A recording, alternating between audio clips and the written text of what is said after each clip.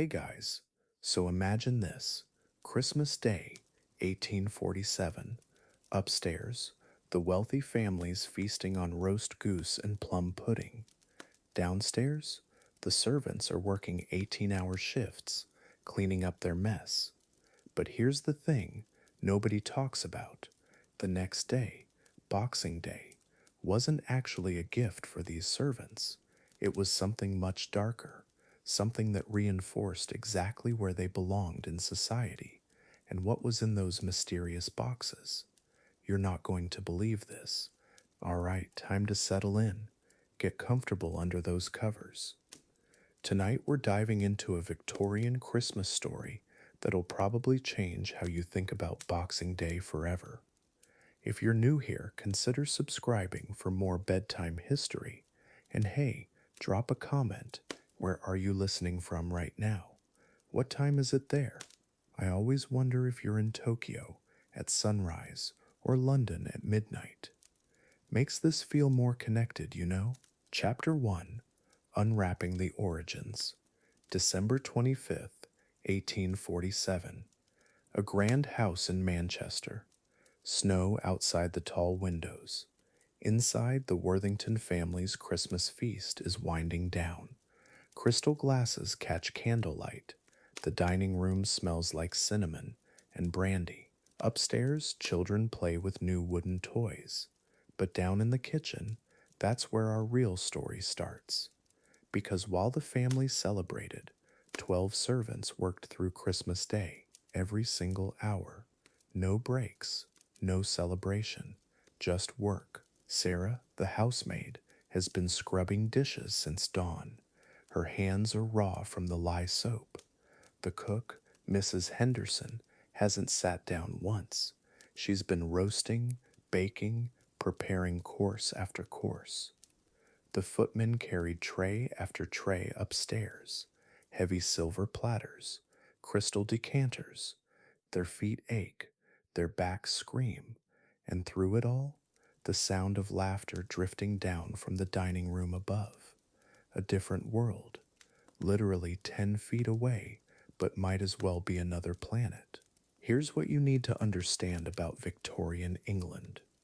The class system wasn't just about money, it was about knowing your place. Servants weren't family. They weren't even really considered people with their own lives, their own Christmas wishes. They were invisible, necessary, like the plumbing or the gas lamps. And Christmas Day, while the family celebrated Christ's birth, servants worked harder than any other day of the year because hospitality, Victorian style, required an army of invisible hands. But here's where Boxing Day enters the picture. December 26th was traditionally when servants got their one day off. Their families lived in distant villages. Some hadn't seen their children in months, years even. So Boxing Day became this migration. Servants leaving the grand houses, walking miles through winter cold to reach their own families. But before they left, there was a ritual, a ceremony that sounds generous, but was actually something else entirely. The giving of the Christmas box. Picture this scene. The morning after Christmas, the servants line up in the kitchen, still wearing their work clothes from yesterday. Mrs. Worthington descends the servants' stairs, something she rarely does. She's holding wooden boxes, one for each servant. The moment feels ceremonial, almost religious. She hands each box with a small speech about gratitude and service. The servants curtsy, they say thank you, but what's actually in those boxes? That's where this gets interesting and kind of heartbreaking. The boxes contained leftovers, literally cold roast beef from yesterday's feast, stale bread, maybe a piece of Christmas cake that had gotten a bit dry, hand-me-down clothing the family no longer wanted, a worn shawl, shoes with holes in the soles, and yes, sometimes money. But we're talking about a few shillings, maybe enough for a hot meal on the journey home. This wasn't generosity, this was disposal, getting rid of Christmas waste with a bow on top. But the servants had to act grateful, had to smile, had to curtsy and say thank you, ma'am, like they'd been given treasures, because refusing meant losing their job. And losing your job as a servant in 1847, that meant the workhouse, starvation. So Sarah takes her box of cold meat and torn stockings and smiles. Mrs. Henderson accepts yesterday's breadcrumbs and bows her head.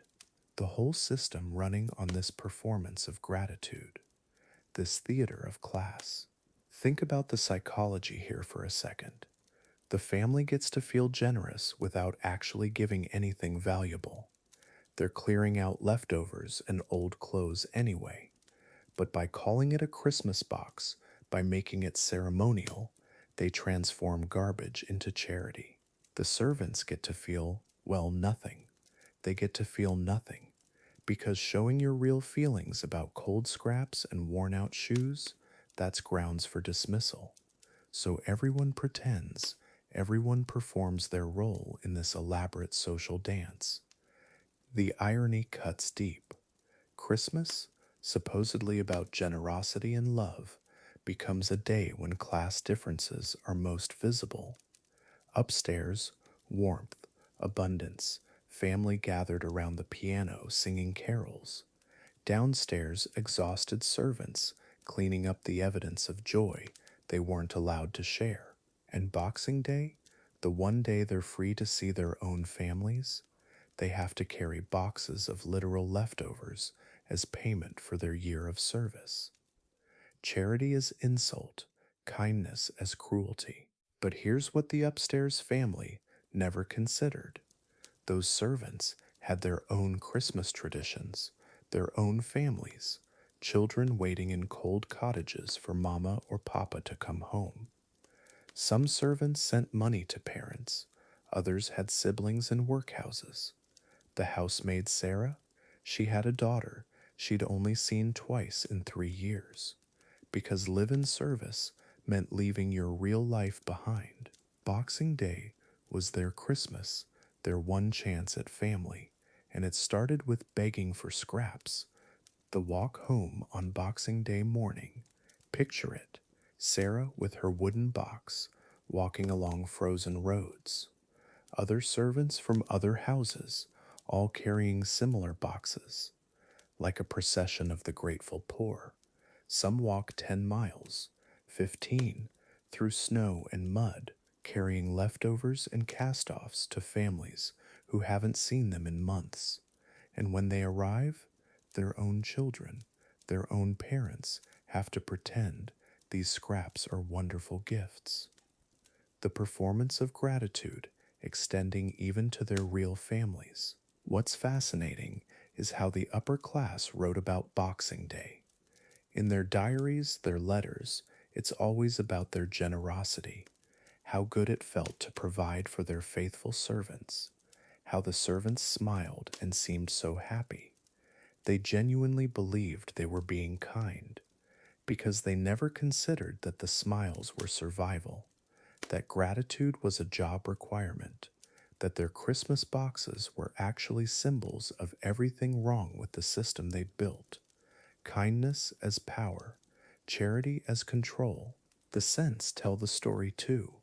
Upstairs on Christmas Day, roasted goose, plum pudding, mulled wine, fresh evergreens, rich and warm and abundant. Downstairs, lye soap, coal smoke, sweat from endless work. And in those Boxing Day boxes, the smell of yesterday's feast, gone cold and stale. Even the aromas reinforce the hierarchy. Fresh versus leftover, warm versus cold, present versus past. The servants literally carried the dying sense of someone else's Christmas celebration back to their families. So as Sarah walks home through the December frost, her box growing heavier with each step, as Mrs. Henderson's old bones ache from the long journey to see grandchildren she barely knows, as the other servants scatter across the countryside, carrying their portions of Christmas waste. Boxing Day reveals its true nature, not a holiday, not a gift, but a reminder, a ritual that said, "This is what you're worth to us." Tomorrow we'll see how this tradition survived and what it became. Chapter 2: The Dawn of Boxing Day, December 26th, 1887. 5:30 in the morning. The big house sleeps quiet, but downstairs, movement. Soft footsteps on cold stone floors. Sarah pulls her shawl tight, breath visible in the kitchen air. Christmas is over for the family upstairs.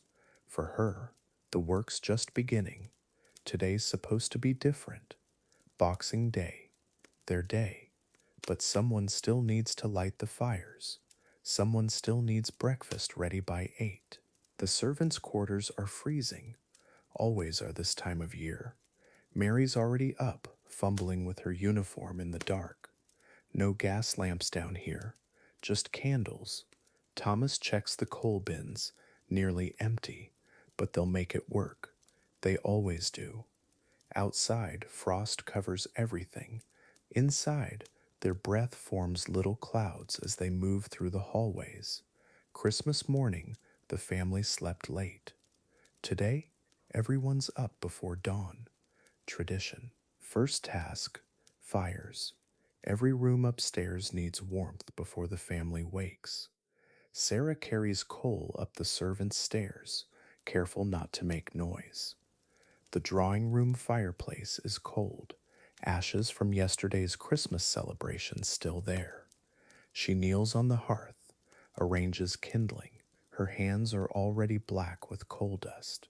It's barely 6 in the morning.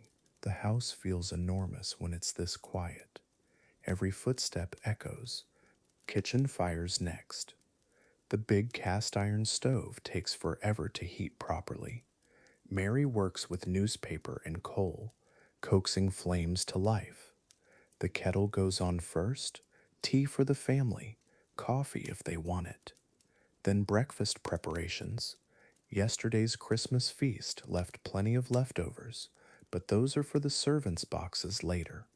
The family gets fresh everything, always, even the day after Christmas, even on Boxing Day.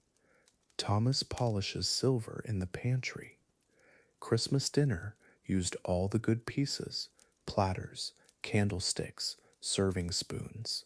Everything needs cleaning and putting away. His reflection wavers in the silver surface, distorted and tired. He's been up since 5, like every day. Boxing Day or not, the irony isn't lost on him. This is supposed to be their holiday, their one day, but here he is, polishing the master's silver before sunrise. Uniforms matter more today somehow. Mary straightens her apron, checks her cap is pinned properly. Sarah makes sure her dress is pressed, collar clean. They'll be seen more today. The ceremony requires it. The handover of boxes, the formal thank you, the expected gratitude. Everything has to look perfect. They represent the household, even on their own day, especially on their own day. The contradiction stings a little. 7:30. The house starts waking up. Footsteps overhead. The master's children, probably, excited about something. Boxing Day means different things to different people. Upstairs, it's leisure, maybe visiting relatives, playing with Christmas presents. Downstairs, it's work until the boxes come, then more work after. The servants move quietly through their routines, familiar choreography. But today feels different. Anticipation hangs in the air, and the breakfast preparation gets serious now. Eggs, bacon, fresh bread from yesterday's baking. The family will want a proper meal, not Christmas leftovers. Sarah works at the stove while Mary sets the dining room table. Best china, of course. Polish gleaming, napkins folded just so. The morning routine unchanged by the holiday. Service doesn't stop for Boxing Day. If anything, it gets more formal, more ritualized. 8 o'clock. The family appears for breakfast, dressed casually but still elegant. The servants serve in silence, trained movements, practiced grace. Good morning and thank you, exchanged politely. But everyone knows what's coming. After breakfast, the ceremony begins. The master will call them together. The boxes will be presented. Speeches will be made. Gratitude will be expected. Performed, really. It's all very civilized. Meanwhile, in the study, the master prepares the boxes, wooden containers, some wrapped in brown paper. Inside, well, that's the question, isn't it? Yesterday's leftover pudding, some coins, maybe a piece of fabric from the mistress's sewing, hand-me-down clothes that don't fit anymore. Small gifts, but gifts nonetheless. To the servants, these boxes represent a year's worth of extra kindness. To the master, a tax-deductible expense. The dining room gets cleared, dishes washed and put away. The servants line up in the front hall. Sarah, Mary, Thomas, the cook, the gardener's boy, all in their best uniforms, hands clean, waiting. The master appears with the mistress, children gathered around to watch. This is educational for them, learning about charity, about their position in society, about how generosity works when you have power. The ceremony begins. Names called one by one. Sarah, your faithful service this year. A small speech. A box extended. Thank you, sir. Most generous, sir. The expected response. A curtsy. Genuine gratitude mixed with performance. The coins inside might buy new stockings. The leftover cake will taste like Christmas for another day. Small gifts with large meaning. This moment makes the year's labor worthwhile. Supposedly, box after box changes hands. Each servant thanks the family properly, as trained. The children watch wide-eyed, learning how charity looks when you're on the giving end. The master smiles benevolently. The mistress nods approvingly. Everyone plays their part in this annual theater. Kindness performed for an audience. Generosity as spectacle. The boxes are real, the gratitude is real, but the power dynamic, that's the whole point. Boxes distributed, the servants return to work. Lunch won't cook itself. The front hall needs tidying. Silver needs more polishing. Boxing Day continues. Boxes in hand, but duties unchanged. The gift doesn't buy freedom from service, just acknowledges it. Thank you for working Christmas. Here's some pudding and a shilling. Now back to work. The kindness is real, but so is the system it supports. The afternoon passes quietly. Servants peek at their boxes during breaks, counting coins, examining fabric. Small treasures that represent something larger.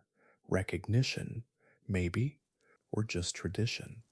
The master's grandfather did this, his father did this, now he does this. The wheel turns, the hierarchy holds, everyone knows their place. Boxing Day reinforces the social order while pretending to disrupt it. Evening falls on Boxing Day. The house settles into routine. Tomorrow will be ordinary again. No ceremony, no boxes, just work. But tonight the servants sit together after service, sharing what they received, comparing gifts, making plans for the coins. The boxes brought joy, no doubt. Real gratitude exists here, but also questions. Why one day of recognition?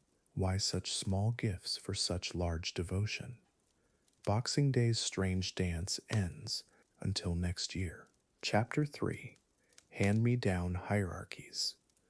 The morning after Christmas. Servants gather in the kitchen, waiting. Their masters are upstairs, deciding what goes in the boxes. Not gifts, mind you, leftovers, worn out things, bits and pieces the family doesn't want anymore. The irony's thick here because what's presented as generosity is really just organized disposal. The servants know this, the masters know this, everyone's pretending it's something beautiful. Picture the lady of the house rifling through her wardrobe. This dress, 3 seasons old, into the servant's box. These gloves, slight tear in the thumb. Box, half used candles from last year's dinner parties.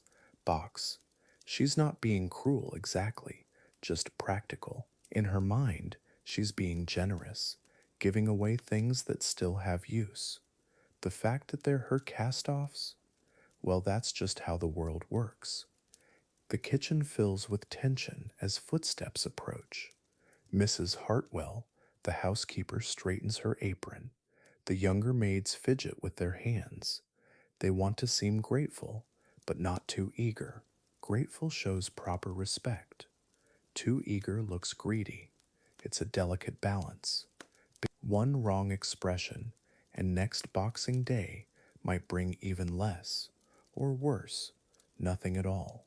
The grandfather clock in the hallway ticks, ticks, ticks. Here comes the master of the house, carrying wooden boxes, different sizes. The hierarchy's about to reveal itself in the most uncomfortable way. Head butler gets the largest box, cook gets the second largest. Parlor maids, smaller boxes. Scullery maids, tiny boxes. Kitchen boys get cloth bundles. Not even proper boxes. The message is crystal clear. Your value to this household is measured in inches of cardboard and scraps of fabric. The butler opens his box first. Yesterday's roast beef, wrapped in brown paper. A waistcoat the master wore twice. Some coins, maybe half a week's wages. He nods solemnly. Thank you, sir. Most generous. His voice is steady, practiced. He's done this dance for 20 years. The other servants watch, learning. This is how you accept charity without losing dignity.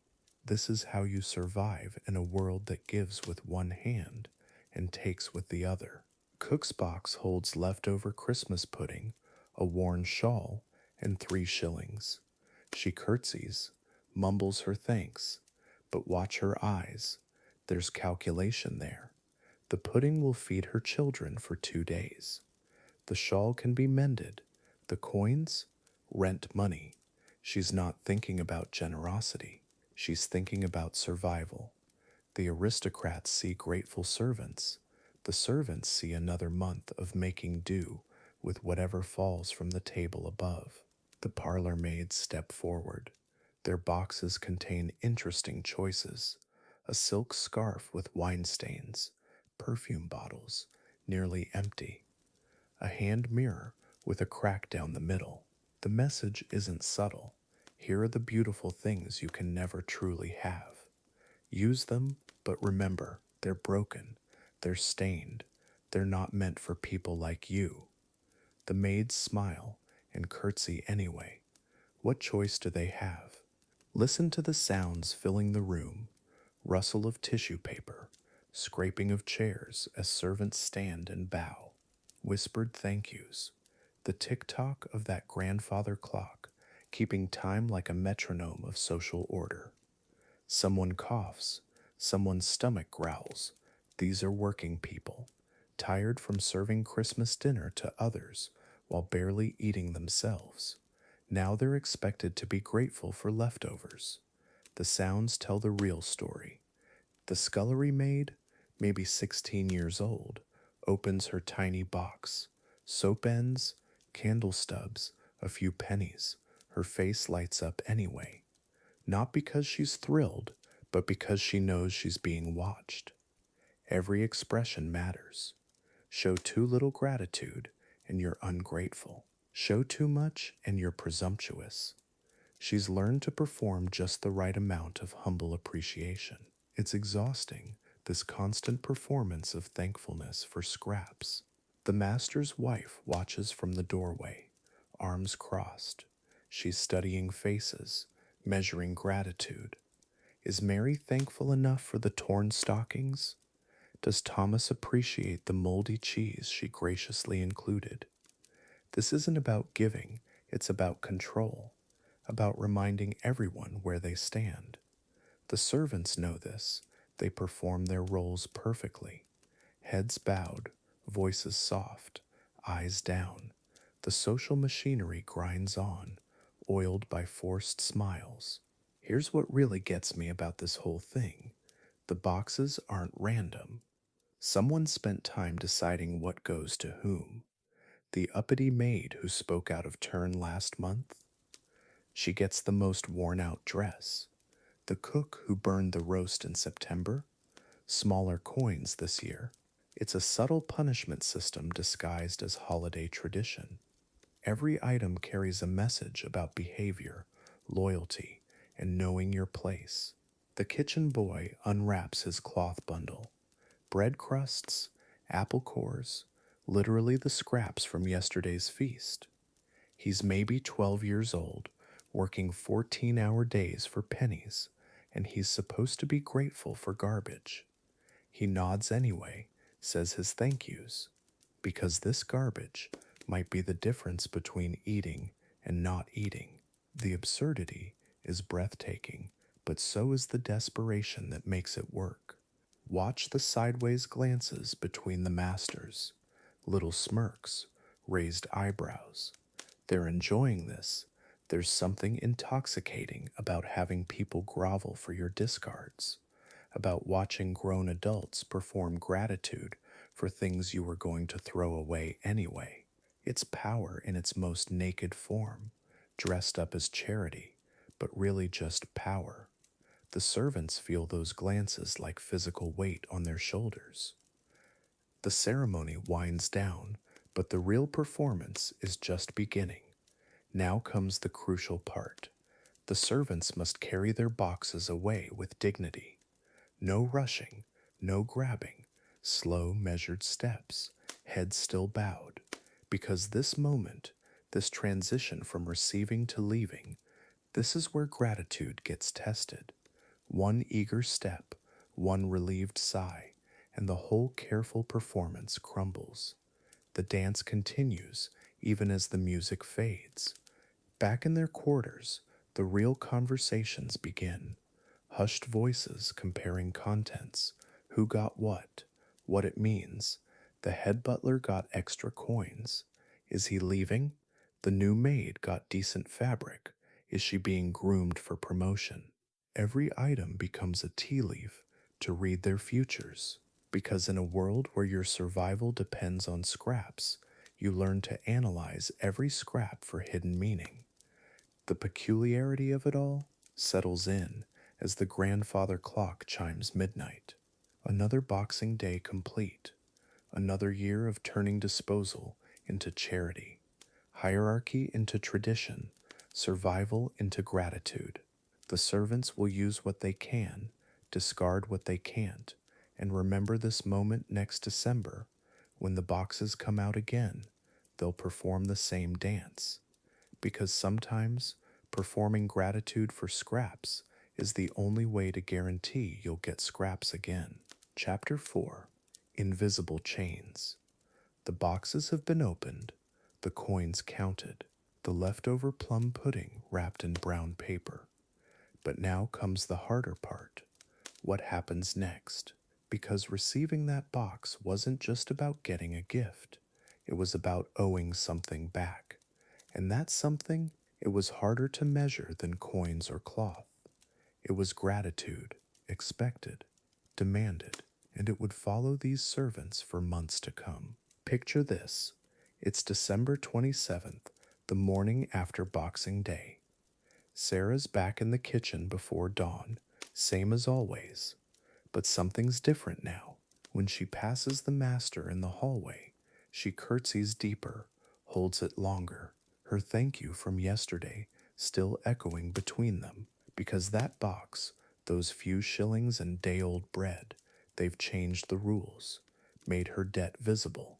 The masters knew exactly what they were doing. See, charity creates obligation. Give someone something, even scraps, and suddenly they owe you more. More compliance, more deference, more of that quiet, grateful smile when you pass them extra work. The servants understood this too. They felt it in their bones. That box wasn't freedom, it was a reminder of their place. Listen to how they moved through the house now. Footsteps softer, voices lower, every shaken, yes, sir, and yes, ma'am, carrying extra weight. Because in gratitude, that was the ultimate sin, worse than breaking dishes or burning dinner. Be ungrateful for your Boxing Day gift? You might find yourself out on the street before New Year's. No references, no prospects, no future. The psychological weight was crushing. Think about it. You're already working 16-hour days for pennies, already sleeping in a freezing attic room, already eating scraps. Then someone gives you their leftover Christmas dinner and expects you to feel blessed, lucky, chosen. And if you don't perform that gratitude convincingly enough, well, there were plenty of other desperate people waiting for your job. The coins in their pockets felt heavier than they should, not because of weight, but because of what they represented. Each shilling was a chain link, a reminder that their survival depended not just on their work, but on their master's mood, their generosity, their sense of noblesse oblige. One bad day, one perceived slight, and that box could be the last thing they'd ever receive. Mary, the upstairs maid, learned this lesson the hard way. 3 years earlier, she'd made the mistake of mentioning that her previous employer gave better Boxing Day gifts. Just an offhand comment, a moment of honesty. By January, she was gone. No notice, no explanation, just gone. The other servants never forgot that, never spoke above a whisper about their boxes again. But here's what made it truly insidious. The servants had to pretend it was genuine. The gratitude couldn't just be performed, it had to look real, feel real, because the masters were watching for cracks in the facade, testing the limits of their power. A forced smile could be worse than no smile at all. Authenticity, even false authenticity, was required. The children were the worst witnesses to this charade. Little Lord Edmund, 8 years old, watching his nursemaid thank his parents for yesterday's moldy bread, seeing her bow her head, hearing her voice shake with what looked like genuine emotion, learning that some people were born to give, others to receive, and that this was natural, right, the way things should be. In the servants' quarters that night, they sat in silence, counting their coins by candlelight, the clink of pennies echoing off cold walls. Some wrote letters home, describing their generous employers. Others just stared at the ceiling, calculating how long these gifts would last. February, maybe March if they were careful, then back to bare survival until Christmas came around again. The invisible chains weren't just about money or food, they were about dignity, about the slow erosion of self-worth that came from performing gratitude for scraps, from smiling while you swallowed your pride along with yesterday's pudding, from saying thank you, sir, when what you really wanted to say was, well, something else entirely. Some servants found small ways to resist. Nothing dramatic, nothing that would get them dismissed, but tiny acts of defiance, saving their best curtsy for each other instead of their employers, sharing knowing glances across the dinner table, whispering jokes about their master's generosity when nobody could hear. These moments, they kept something alive inside them, something that couldn't be bought or boxed. The masters, of course, never saw it this way. They genuinely believed they were being kind, charitable, following God's will by caring for their inferiors. The servants' gratitude proved their goodness, their rightness, their place in the divine order. It never occurred to them that forced gratitude wasn't gratitude at all. It was just fear with a smile painted on top. As winter deepened, the servants learned to navigate their new reality. Every interaction measured against yesterday's gift. Every request filtered through the lens of obligation. They became experts at reading their employer's moods, anticipating their needs, performing their roles with quiet perfection. The boxes had done their work. The chains were firmly in place, even if nobody could see them. But here's the thing about invisible chains: they're only as strong as people believe them to be. And slowly, quietly, some servants began to question why a day's leftovers should buy a year's gratitude, why their survival should depend on someone else's whims. These thoughts were dangerous, revolutionary, and they would eventually change everything about how this tradition worked. The candlelight flickered lower in the servants' quarters. Tomorrow would bring the same work, the same expectations, the same delicate balance between survival and dignity. But something had shifted. The Boxing Day ritual had revealed the true nature of their relationships with their employers. And once you see the chains, even invisible ones, you start looking for the keys. Chapter 5: In the Heart of Change. The year is 1840. Something's shifting across Britain. You can smell it in the air: coal smoke, machine oil, the metallic tang of progress. Factories are sprouting like mushrooms after rain. Tall brick chimneys pierce the sky, belching soot that settles on everything. The old world of manor houses and loyal servants? It's cracking. And Boxing Day, well, it's about to get complicated, really complicated. Picture this: steam engines chugging through the countryside, mills working around the clock, and suddenly everyone's talking about something new: workers' rights. I know, sounds modern, right? But this was revolutionary stuff back then. The servants who used to gratefully accept their Boxing Day boxes, they're starting to ask questions, hard questions, like why they work Christmas Day while the family rests, why they should be grateful for scraps. The Industrial Revolution wasn't just about machines, it was rewiring how people thought about work, about fairness, about their place in society. Those hushed conversations in servants' quarters, getting louder. The cook who'd smile politely while accepting yesterday's pudding, she's not smiling anymore. She's calculating.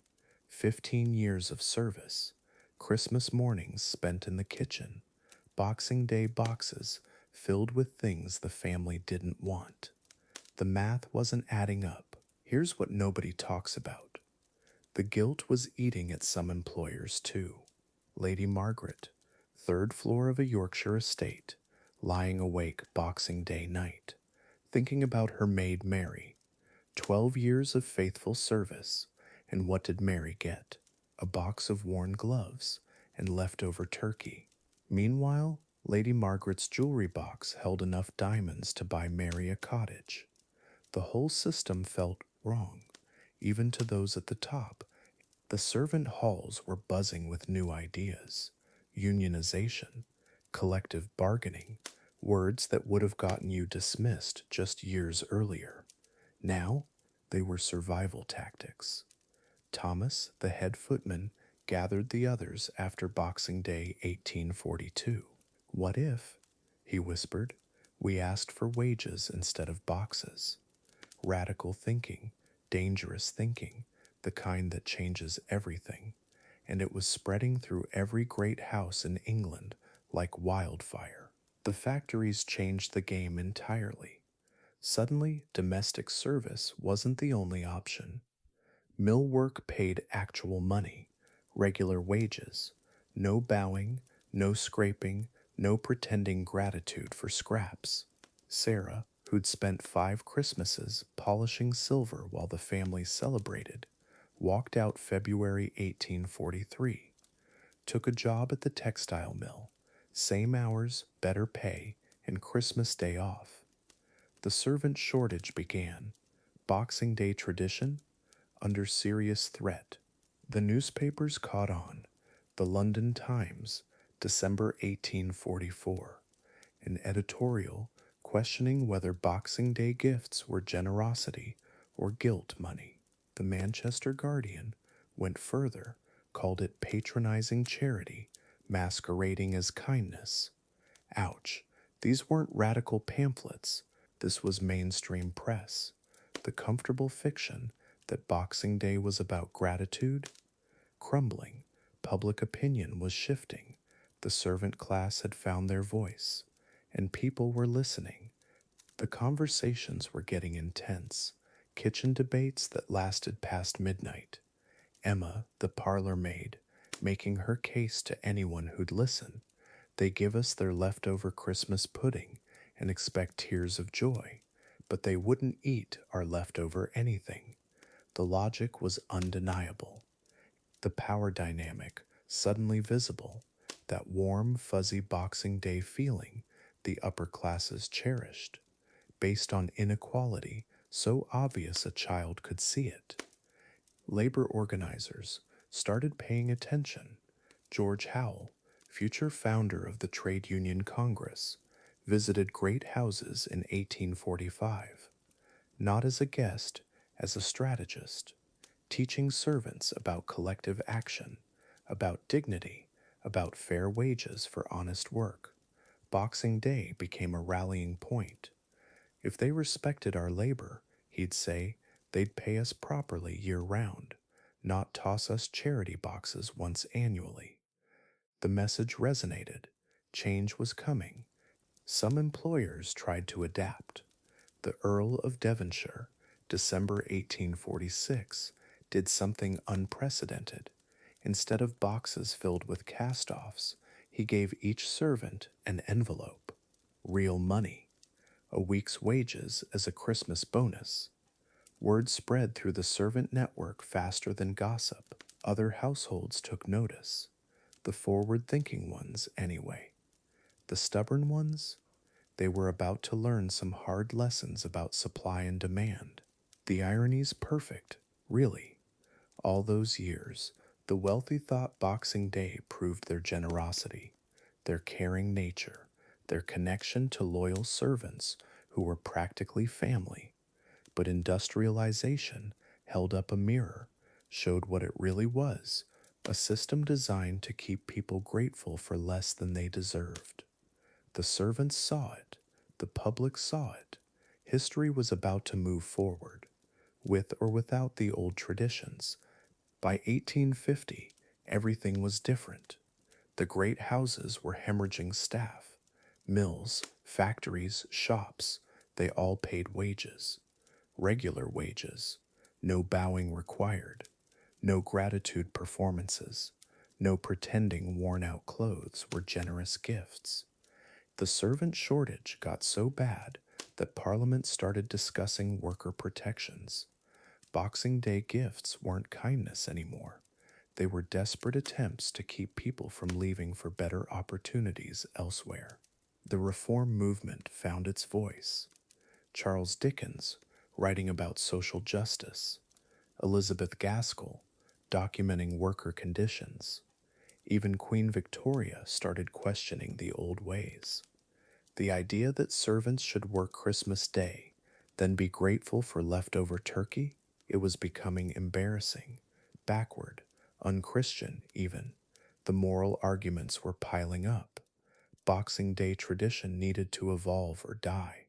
Smart people bet on evolution. The breakthrough came in 1851.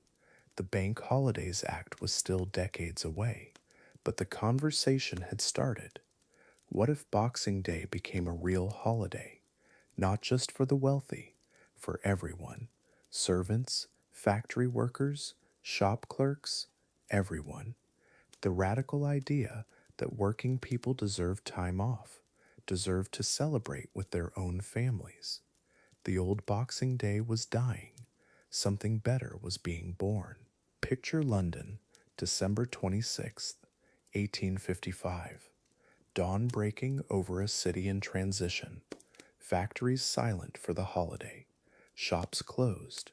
Even the great houses mostly empty, their former servants celebrating Christmas with their own children now. The streets quiet, except for families heading to church together. Not masters and servants, just people.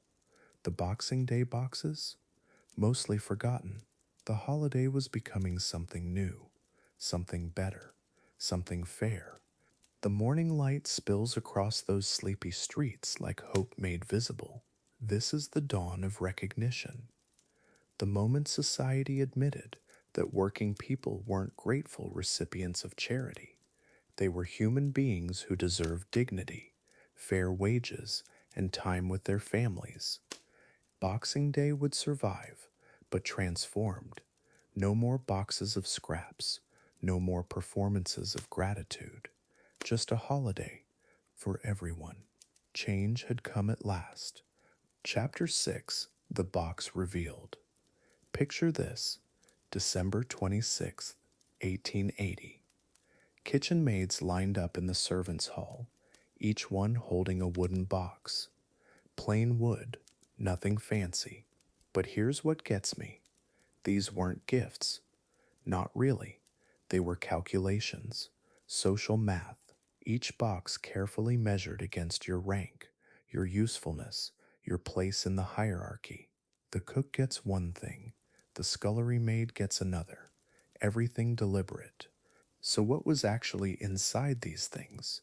Let's start with the sound, that creak when you pried open the lid, hinges that needed oil. Then your eyes adjust to what you're seeing. Folded fabric on top, usually hand me downs from the family upstairs. A dress the mistress wore twice, maybe a coat with good years left in it. Practical stuff. Nothing that screamed luxury. Underneath the clothes? Food, obviously, but not what you'd expect. No roast beef or plum pudding. Think leftovers wrapped in brown paper. Half a loaf of bread that's going stale. Some cheese rinds. Maybe a bit of ham that's been sitting in the pantry too long. The stuff that would spoil if nobody ate it. Waste not, want not, right? Then there were the coins, always at the bottom. Sometimes a shilling, sometimes sixpence. Depends on how generous the family felt that year, or how much they needed you to stick around. Good cooks got more. Footmen who knew their place got a decent amount. But the money? It came with expectations.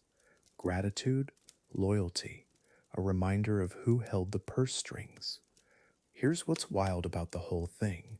These boxes weren't wrapped, no ribbons, no paper, no ceremony. Just a wooden container with your name scratched on the side. Sometimes not even that. You knew which one was yours by where you stood in line. First housemaid, second housemaid, kitchen girl. The box matched your status exactly. No surprises there. The smell hit you before you even opened the thing.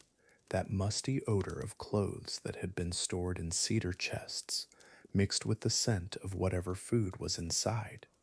Sometimes good smells, fresh bread, maybe some leftover Christmas cake. Sometimes not so good. Cheese gone a bit off, meat that needed eating soon, or it'd spoil completely. But wait, there's more, because what went in your box depended entirely on who you were. Head butler? He might get a nice wool waistcoat, maybe some decent tobacco. The stable boy? Lucky to get socks without holes. A bar of soap if he was fortunate. The hierarchy played out in every single item, nothing random about it. Women's boxes looked different from men's. Ladies' maids got petticoats, maybe a shawl, practical undergarments that nobody would see but everyone needed. Kitchen maids got aprons, always aprons, because keeping clean was part of the job, and aprons wore out fast. Men got work shirts, sturdy boots if they were lucky, tools sometimes, always practical, never frivolous. The texture of everything told a story. Feel those second-hand clothes with your fingers. Worn cotton that's been washed 100 times. Wool that's seen better days but still has warmth in it. Linen gone soft from use. Nothing new, nothing pristine, but serviceable. That was the key word, serviceable. Like the servants themselves, I suppose. Some boxes had surprises, not good ones usually. Moths in the woolen items, stains on the shirts that wouldn't come out, food that was closer to spoiling than anyone wanted to admit, but you took it anyway, because complaining wasn't an option. Gratitude was expected, required even. You said thank you and meant it, or pretended to. Rich families gave better boxes than middle class ones trying to keep up appearances. Makes sense, right? If you're genuinely wealthy, you can afford to be generous. Sort of, but if you're stretching to maintain your lifestyle, those boxes got thinner. Fewer coins, shabbier clothes, day old bread instead of cake. The servants could tell. Country houses did things differently than city homes. Rural boxes might have eggs from the chickens, apples from the orchard, homemade preserves. City boxes were more likely to have store bought items, but also more likely to have cash, because country estates ran on barter systems sometimes. Money was scarcer in the countryside, but food was plentiful. Here's where it gets uncomfortable. Opening these boxes was supposed to feel like Christmas morning, joy, gratitude, surprise. But imagine being handed your own discarded clothes back as a gift, eating leftovers and calling it generosity. The whole thing was performative. Theater, everyone playing their role in this elaborate social dance. But who was really benefiting here? Because let's be honest about what Boxing Day actually was. It wasn't charity, it was maintenance. Keep the servants happy enough to stay, give them just enough to feel valued, but not so much that they forgot their place. The boxes reinforced the system, reminded everyone where they stood. Generosity with strings attached. Always strings attached. Some servants saved their boxes all year, not to use the contents, but to remember, this is what my service earned me. This wool dress, these coins, this stale bread. Others threw everything away as soon as possible, too proud to wear cast-offs, too angry to keep reminders. Both reactions make perfect sense. Honestly, the boxes meant different things to different people. So when someone tells you Boxing Day was about generosity and gratitude, well, maybe. But whose generosity? And gratitude for what exactly? These boxes reveal something uncomfortable about the whole tradition. They weren't gifts, they were payments, social currency, a way to maintain power while appearing charitable. The contents mattered less than the message they sent. Know your place. Chapter 7, Underneath the Surface. Here's what the history books don't tell you. Those Boxing Day ceremonies, the grateful servants receiving their annual boxes, pure theater, scripted performances where the powerless thanked the powerful for scraps. But if you listen closely, really closely, you can hear something else. Whispers in the servant halls, glances shared across kitchen tables. The real story happened between the lines, and it's not pretty. Picture this. December 26th, 1887. Thornfield Manor. The servants line up in the great hall. Lord Ashworth stands behind a table of small wooden boxes. Each contains yesterday's leftover pudding, a worn handkerchief, maybe sixpence. The housekeeper whispers to new girls, smile, look grateful, curtsy properly, say thank you, sir, 3 times. Because your job depends on this performance. Your family's survival depends on it. Mary Whitlock, scullery maid, age 16. Her box contained moldy cheese, a cracked soap dish, and threepence, 3 months of her wages. She smiled, curtsied, said the words. But later, in her tiny attic room, she wrote in her diary, "They give us what they would throw away and call it kindness." Those diary pages survived. Her voice survived. And she wasn't alone in thinking this. Thomas Hartwell, footman at Pembroke House, 15 years of service. His Boxing Day gift, a coat his master had worn twice and decided he disliked. Thomas was expected to be grateful, to treasure this hand-me-down. In his letters to his sister, he called it charity that cost them nothing. He kept wearing his old coat instead. A quiet rebellion nobody noticed. The kitchen maids had a game. After the Boxing Day ceremony, they'd gather in the scullery and guess what was in each box before opening them. Stale biscuits? Definitely. Broken jewelry? Usually. Something actually useful? Never. They laughed to keep from crying, because laughing together was the only power they had, the only way to survive the humiliation with dignity, intact. Here's what gets me about this whole thing. The wealthy families genuinely believed they were being generous. Lady Pemberton wrote to her sister, "The servants were so grateful for their Christmas boxes.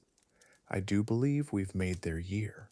Meanwhile, her cook hadn't seen her own children since Easter. Her grateful smile, professional necessity, emotional survival, pure self-preservation disguised as appreciation. The boxes weren't gifts, they were reminders, physical symbols of hierarchy carved in wood and tied with ribbon. "Remember your place," each box whispered. "Remember who feeds you. Remember who could dismiss you tomorrow." The servants understood this perfectly. They played their parts because the alternative was starvation. Their families depended on these performances, this practiced gratitude, this choreographed submission. But something was shifting. By the 1890s, servant memoirs started appearing, quietly published, carefully worded, but honest in ways that shocked Victorian society. Sarah Hendricks wrote, "We were not grateful. We were trapped." Her book sold out in 3 days. The comfortable fiction was cracking. The voices underneath were getting stronger, getting braver. Elizabeth Moorcock, lady's maid for 30 years. She saved every Boxing Day gift in a trunk. When she died, her niece found them. Dozens of broken combs, stained gloves, chipped teacups, a museum of condescension. Her niece donated them to a newspaper. The headline read, "The True Cost of Charity." Public opinion was starting to turn. The script was changing. The servants' halls buzzed differently now. Whispered conversations about fair wages, about dignity, about the new labor movements stirring in industrial cities. Boxing Day 1896 felt different at dozens of great houses. The smiles were thinner, the curtsies shallower, the thank yous spoken through gritted teeth. Change was coming. You could feel it in the air. James Whitfield, butler at Greystone Manor, did something unprecedented in 1897. He refused his Boxing Day box, politely, respectfully, but firmly. "Thank you, sir, but I'd prefer to simply work my regular duties today." The shock on his master's face? Priceless. Other servants watched, learned. The spell was breaking. The performance was ending. Word spread through the servant networks. Kitchen maids talked to housekeepers. Footmen shared stories with grooms. The same conversation echoed in manor houses across England. Maybe we don't have to smile anymore. Maybe gratitude should be earned, not demanded. Maybe dignity matters more than security. Revolutionary thoughts in lace caps and starched collars. By 1899, some households stopped the Boxing Day ceremonies altogether, not out of enlightenment, out of embarrassment. The old script felt hollow now. Performing generosity with garbage felt ridiculous when your servants could read newspaper editorials about workers' rights. The game only works when everyone agrees to play, and fewer people wanted to play. The new century was coming. Electric lights were replacing candles, motor cars were replacing carriages, and the old relationship between master and servant, that was changing too. Boxing Day would survive, but not in its original form. The boxes would become something else entirely, something the Victorians never could have imagined. Think about that transformation for a second. A holiday built on hierarchy and charity theater becomes shopping, pure commerce. No more grateful smiles, no more performed appreciation, just buying and selling. In some weird way, that's more honest than what came before. At least everyone knows what they're getting into. The voices we've been listening to, Mary, Thomas, Sarah, Elizabeth, James, they started something. Their quiet resistance, their refusal to stay grateful, their insistence on dignity, they helped kill Boxing Day as the Victorians knew it. And maybe, just maybe, that's something worth celebrating. Tomorrow, we'll see what rose from those ashes. Chapter 8, Passage Through Times. Picture London, 1880s. Gas lamps flickering, horse hooves on cobblestone, but something shifting in the air. Boxing Day isn't just about servants and their boxes anymore. The whole world's changing around this old tradition. New money, new voices, new ideas about who deserves what and when. Over the next few decades, everything we thought we knew about this holiday gets turned upside down, and it starts with the middle class rising up. The Industrial Revolution's hitting its stride now, factories humming, railways connecting cities, and suddenly there's this whole new class of people, not rich enough to have servants, but comfortable enough to give gifts. These middle class families start celebrating Boxing Day their own way. No more lord and servant dynamics. Instead, family visits, small presents for the postman, the milkman. Boxing Day becomes less about hierarchy, more about community. The tradition's getting democratized, one household at a time. Listen, you can almost hear it. The rustling of morning newspapers, 1890s. Boxing Day coverage isn't just about charity anymore.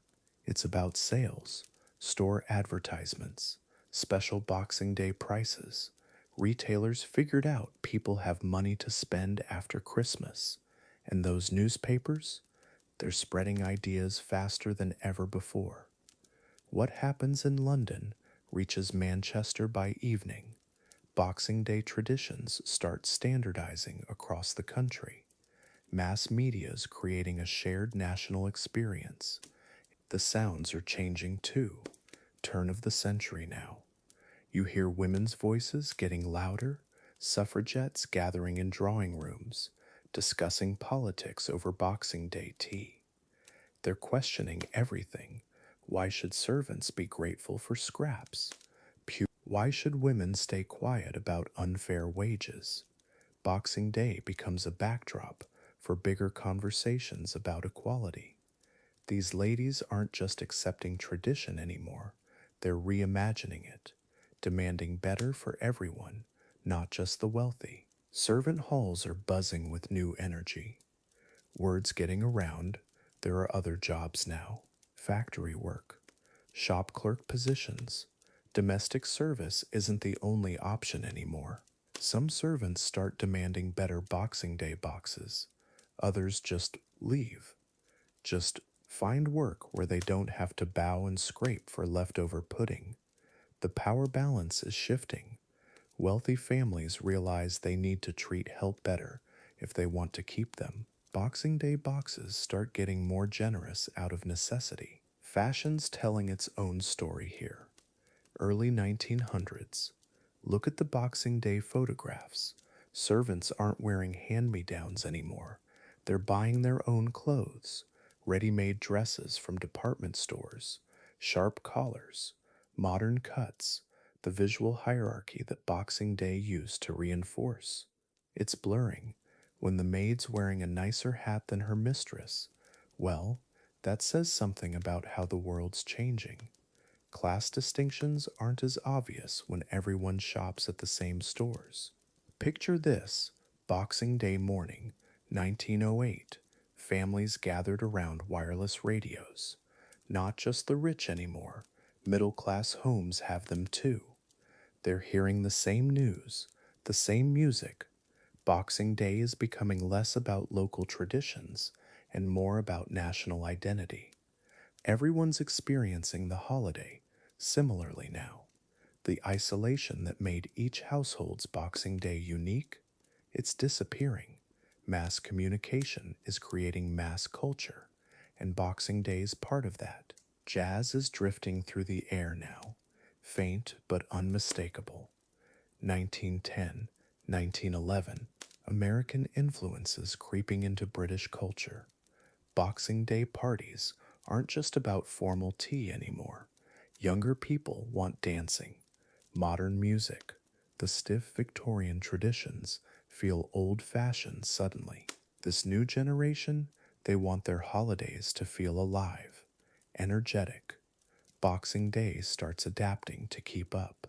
Even old traditions need to stay relevant if they want to survive changing times. City versus countryside, the divide's getting wider. Urban Boxing Days look nothing like rural ones now. In London, Manchester, Birmingham, it's about shopping, theater, restaurants staying open. But in farming communities, still quiet, still traditional, still mostly about church and family visits. The holidays splitting into two different experiences depending on where you live. Industrial Britain celebrates differently than agricultural Britain. Same name, completely different day. Political tensions are simmering underneath everything. Labor strikes becoming more common. Workers demanding fair wages, reasonable hours, and Boxing Day, it becomes a symbol of the old system many want to change. Why should working people be grateful for charity when they deserve decent pay? The holidays caught in bigger debates about class, power, and who owes what to whom. Some see Boxing Day as outdated paternalism, others defend it as harmless tradition. Industrial machineries changing how gifts get made too. Mass production means Boxing Day presents aren't all handmade anymore. Factory produced items flood the market. Cheaper, more accessible, but less personal. The thoughtful handcrafted gifts wealthy families used to give servants, replaced by store bought items anyone can afford. Boxing Day's losing some of its intimacy, gaining accessibility instead. Progress always comes with trade offs. This is one of them. Social mobility's the phrase on everyone's lips. 1912 now. Stories circulating about shop girls marrying into wealthy families, clerks becoming business owners. The rigid class system Boxing Day represented? It's cracking. People aren't staying in their assigned social positions anymore.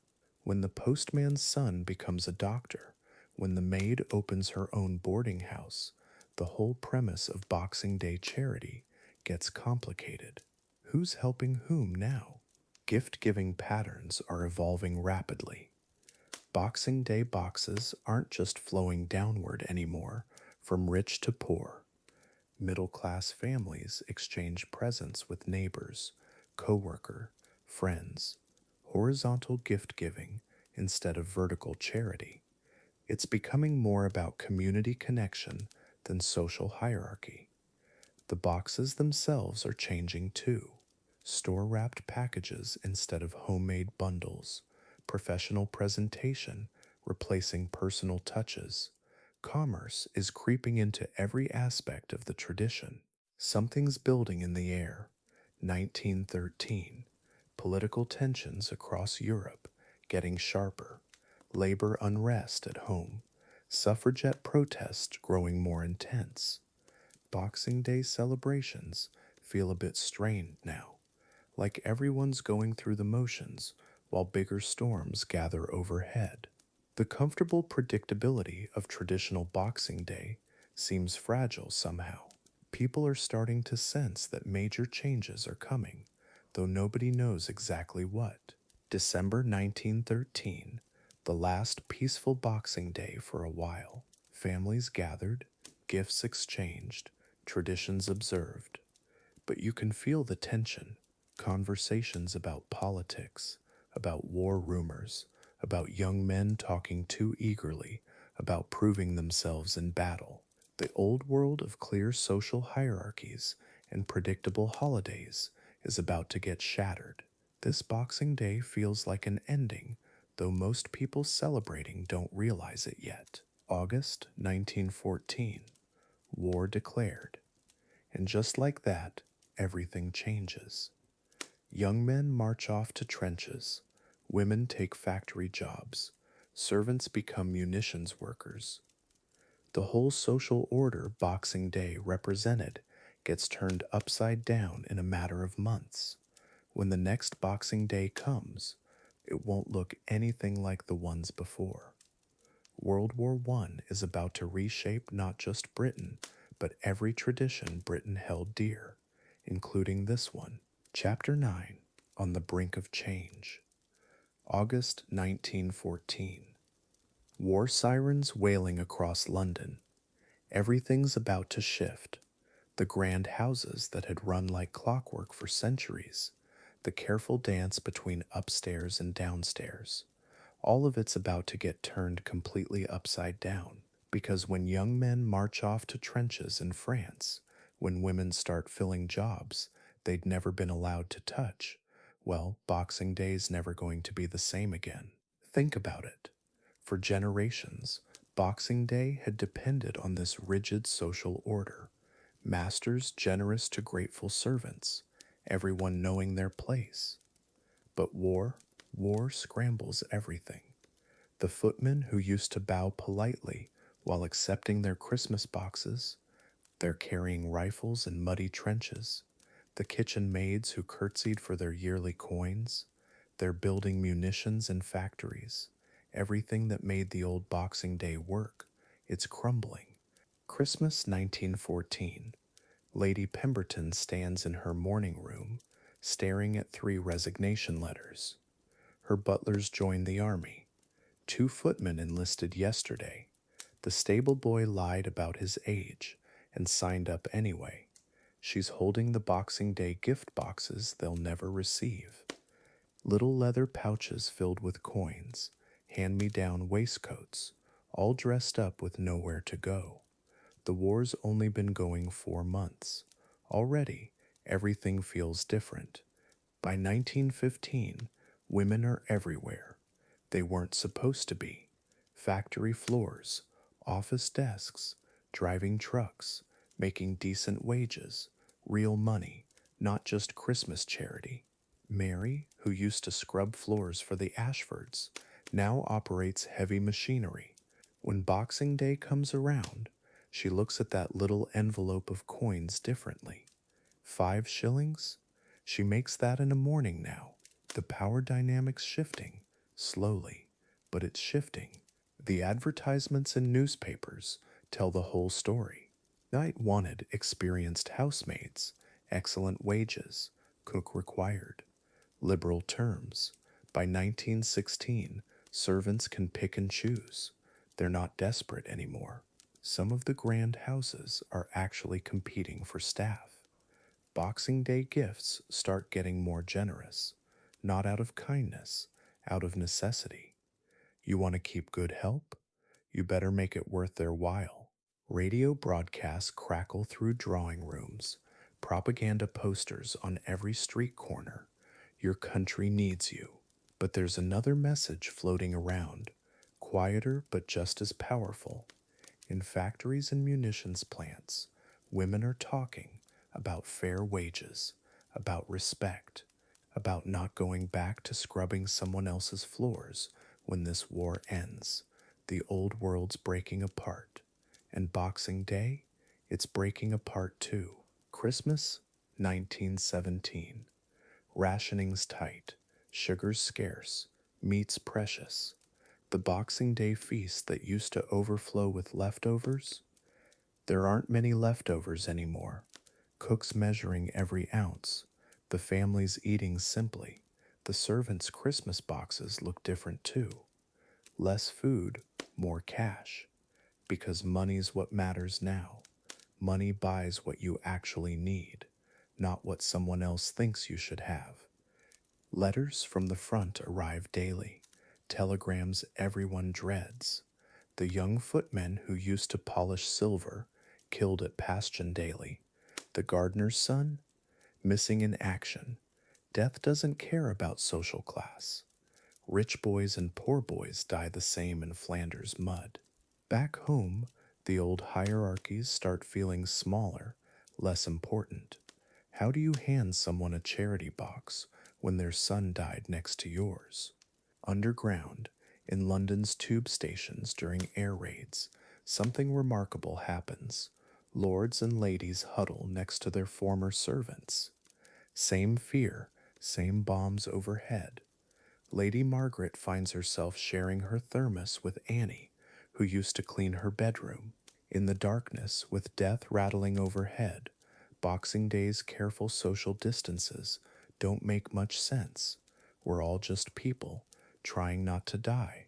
November 11th, 1918. Armistice Day. Church bells ringing. People dancing in the streets.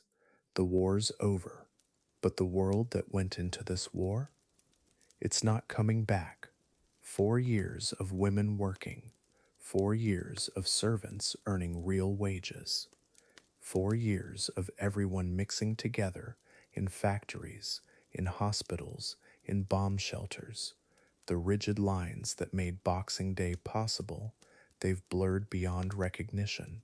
1919. Labor strikes everywhere. Railway workers, coal miners, even domestic staff. They've seen what they're worth. They've tasted independence. The Domestic Workers Union publishes demands, standard wages, regular hours, time off that's actually guaranteed. Boxing Day's annual gift? It's not enough anymore. They want respect. They want rights.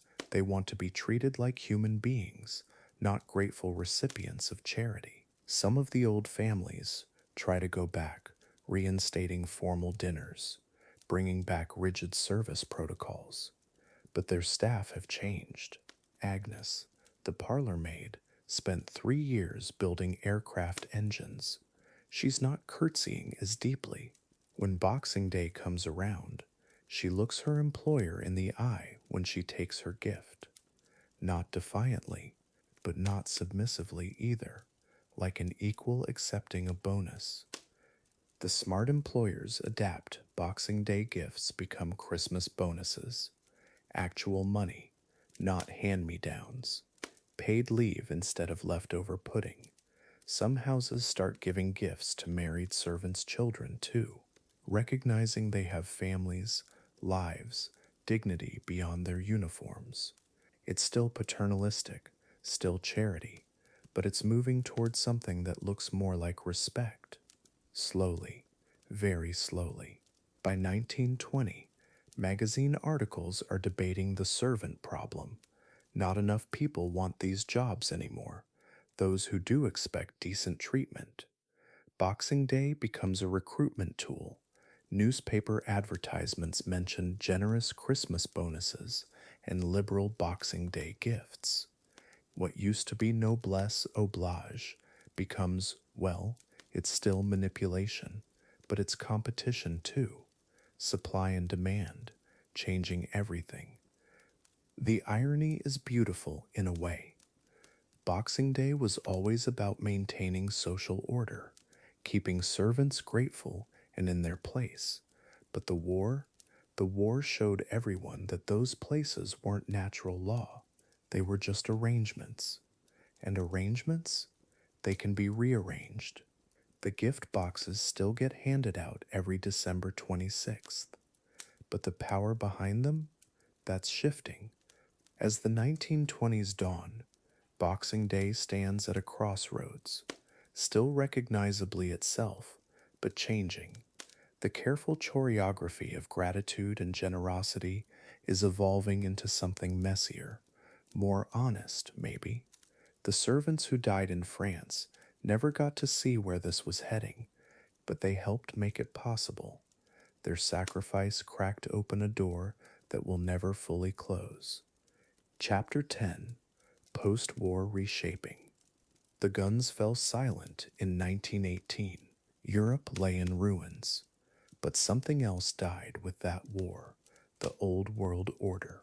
Those rigid lines between upstairs and downstairs, master and servant, rich and poor. They didn't disappear overnight, but they started cracking. And Boxing Day? Well, that little tradition was about to change forever, because when society reshapes itself, holidays reshape too. The servants who survived the trenches came home different. They'd seen enough. Picture this: 1919. Young men returning from France. They'd been officers and enlisted side by side in the mud, shared the same rats, same fear, same chance of dying. Hard to go back to yes sir, no sir after that. The great houses still stood. The money was mostly still there. But the invisible walls, the ones that said some people were born to serve and others to be served, those were crumbling, slowly, but crumbling. The middle class was growing, not the old middle class of doctors and lawyers, a new kind: factory managers, shop owners, people who'd made money during the war. They had nice houses now, suburban streets with gardens. But here's the thing: they didn't have servants, couldn't afford them, didn't really want them. They were building something different. A life where Boxing Day wasn't about giving scraps to the help, because there wasn't any help. The servant halls were emptying, not just because of war deaths, because people had options now. Factory work paid better than scrubbing floors. Shop girls earned more than kitchen maids. The women who'd kept those great houses running, they were walking away, finding jobs in offices, in schools, in the new department stores. The whole system was bleeding talent. And Boxing Day gifts, who were you supposed to give them to when everyone had left? By the 1920s, you could walk through London suburbs and see the change. Electric lights in every window, not gas lamps, electric, cars in driveways instead of stables, and the sounds: children playing in gardens, radios playing music, neighbors chatting over fences. This wasn't the old world of silent servants and invisible labor. This was loud, messy, democratic, and Boxing Day was getting swept up in all of it. The holiday was losing its hierarchy. The department stores saw it coming before anyone else. Harrods, Selfridges, all the big London shops. If there weren't servants to give boxes to, what if Boxing Day became something else? What if it became a day for everyone? A day for shopping, for families? They started staying open on December 26th. Special sales, Boxing Day bargains. The holiday was about to get a complete makeover, from charity to commerce, from hierarchy to equality. Sort of. The old Boxing Day had been private, quiet, something that happened behind closed doors in great houses. Master gives servant a box. Servant says thank you. Everyone knows their place. But the new Boxing Day? It was public. Community gatherings in church halls. Boxing Day football matches, families visiting families. The clinking of cutlery wasn't servants eating alone in the kitchen anymore. It was neighbors sharing meals. The hierarchy was dissolving into something more human. Picture a suburban street in 1925. Every house looks similar. Middle class families, similar incomes, similar lives. On Boxing Day, they're not giving charity to their inferiors. They're exchanging gifts with their equals, neighbors, friends, colleagues. The whole dynamic had shifted. Instead of looking down the social ladder, people were looking across it, horizontally. It wasn't about noblesse oblige anymore. It was about community, friendship, shared celebration. The transformation was almost complete. The working class was changing too. Union meetings in Boxing Day evening, better wages, better conditions. The people who would have been servants in the old world, they were clerks now, shopkeepers, small business owners. They had their own Boxing Day traditions forming, working men's clubs, community centers, sports matches, beer and conversation, and laughter that wasn't hidden in basement kitchens. The whole social pyramid was flattening out, and Boxing Day was flattening with it. The cities were growing: London, Manchester, Birmingham, millions of people living in terraced houses, working in offices and factories. They had money to spend. Not wealth, but spending money, and the shops knew it. Boxing Day sales became bigger every year. Advertising in newspapers, window displays. The holiday was becoming commercial, less about charity, more about consumption. The servants' boxes were being replaced by shopping bags. Different kind of box, different kind of Boxing Day entirely. By the 1930s, Boxing Day looked completely different. Families piling into cars to visit relatives, cinema queues stretching around blocks, restaurant tables full of ordinary people, not just the wealthy.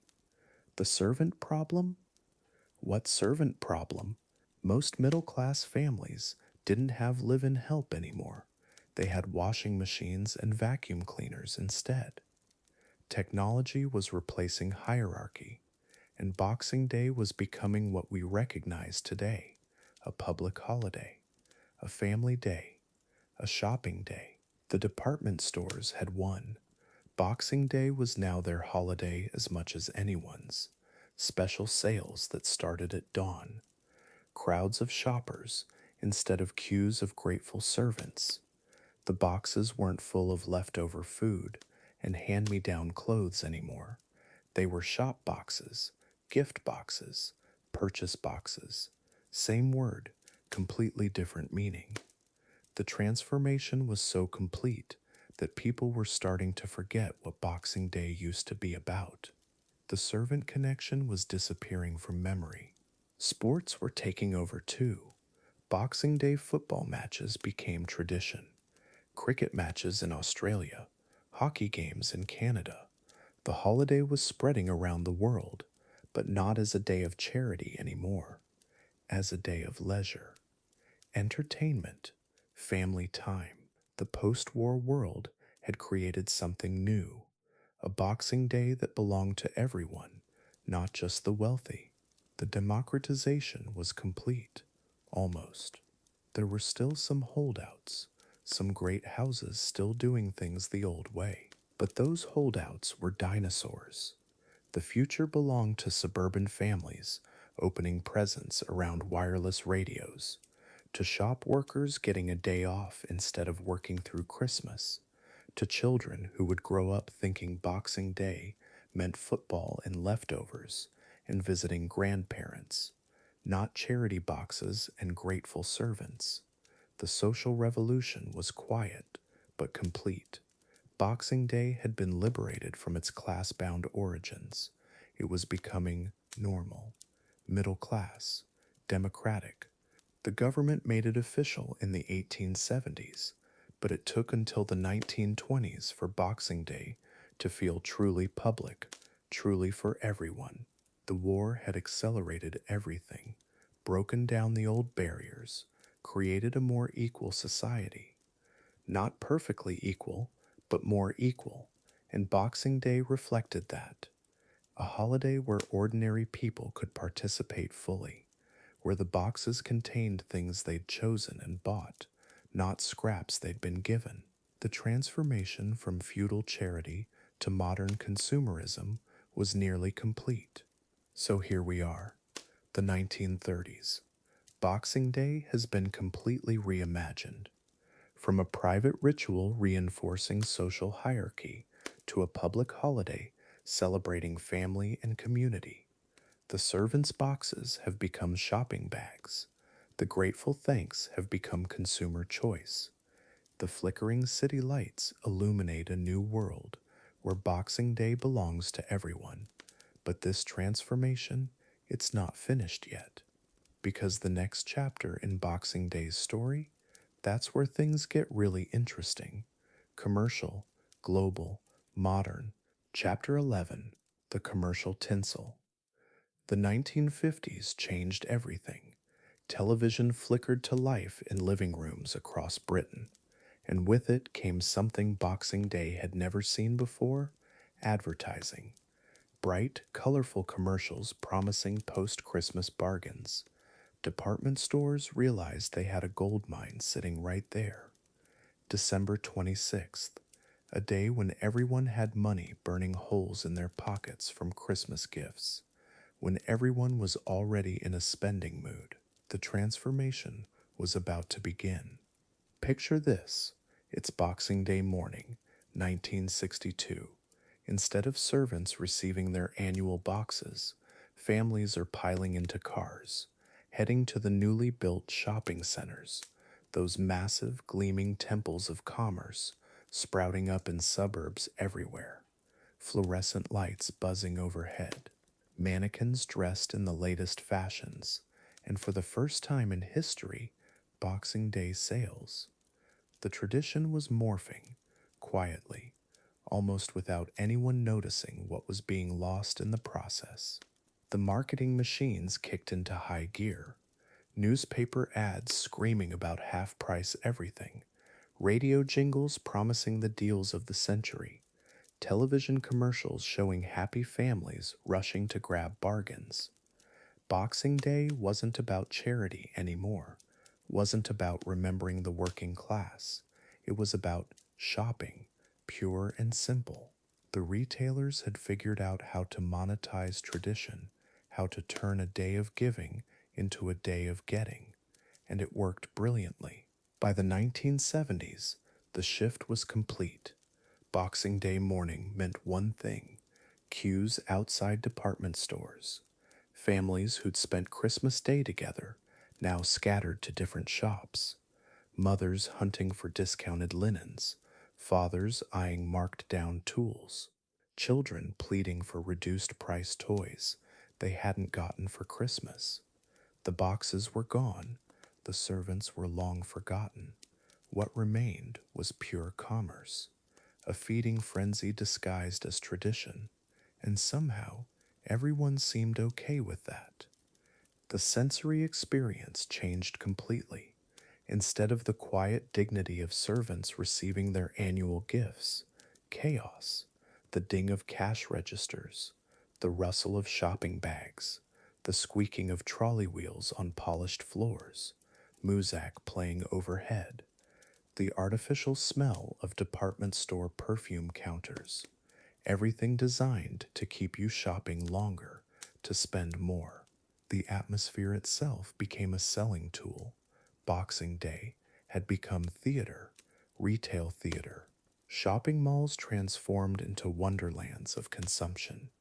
Tinsel everywhere, not the simple decorations of Victorian homes, but commercial tinsel, manufactured sparkle, designed to catch light and catch wallets. Display windows showcased perfect family scenes, all available for purchase. Happiness became a commodity you could buy. Boxing Day became the day you upgraded your life. At least, that's what the advertisements promised. The reality was often different. The crowds were unlike anything the original Boxing Day had ever seen. Hundreds of people pushing through doors at opening time. The mad rush for limited sale items. Shopping bags multiplying like accessories of status. The more you carried, the more successful your Boxing Day had been. Families measured the day's worth by receipts, by savings claimed, by things acquired. The social ritual had flipped completely, from giving to getting, from service to self. Listen to the sounds of modern Boxing Day, the electronic beeping of barcode scanners, credit cards sliding through machines, the whoosh of automatic doors opening and closing endlessly, children whining for just one more thing, parents calculating budgets on pocket calculators, the constant background hum of ventilation systems keeping these massive commercial spaces comfortable. These were the new sounds of tradition. Mechanical, efficient, profitable. But were they meaningful? The psychology of Boxing Day shopping became sophisticated. Retailers studied consumer behavior like scientists.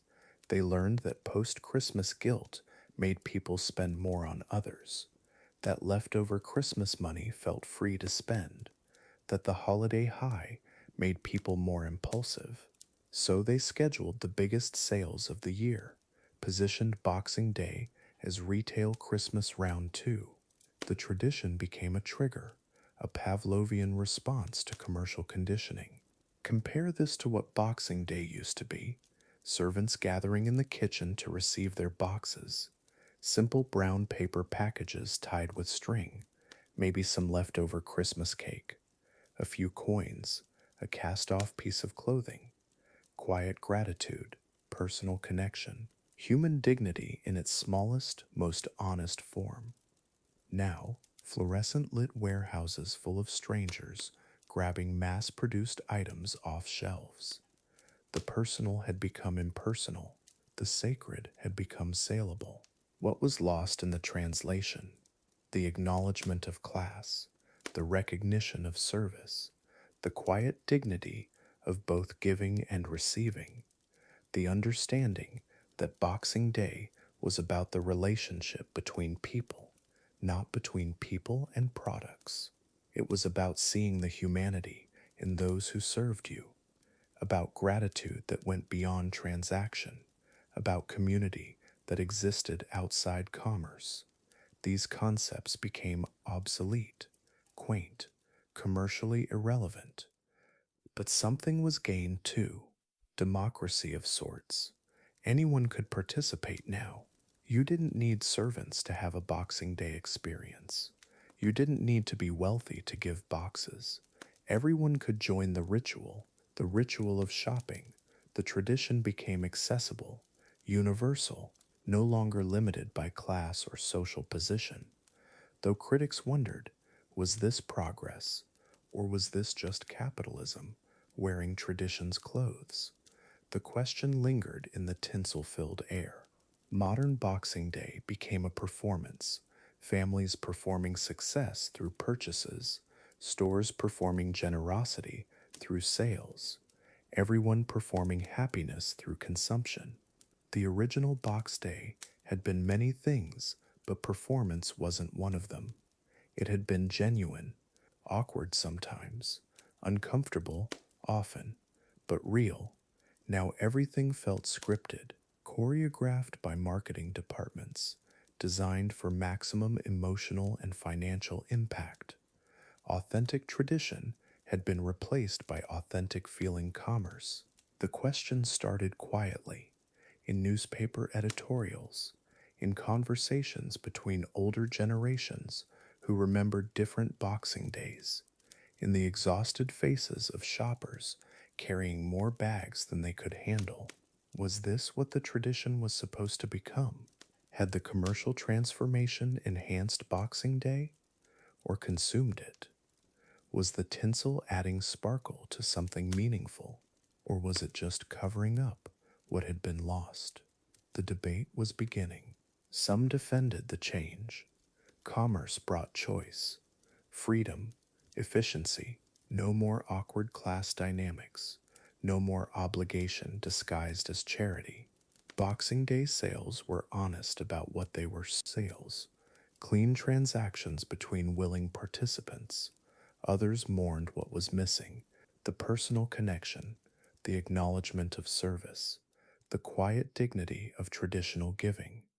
Both sides had points. Both sides had blind spots.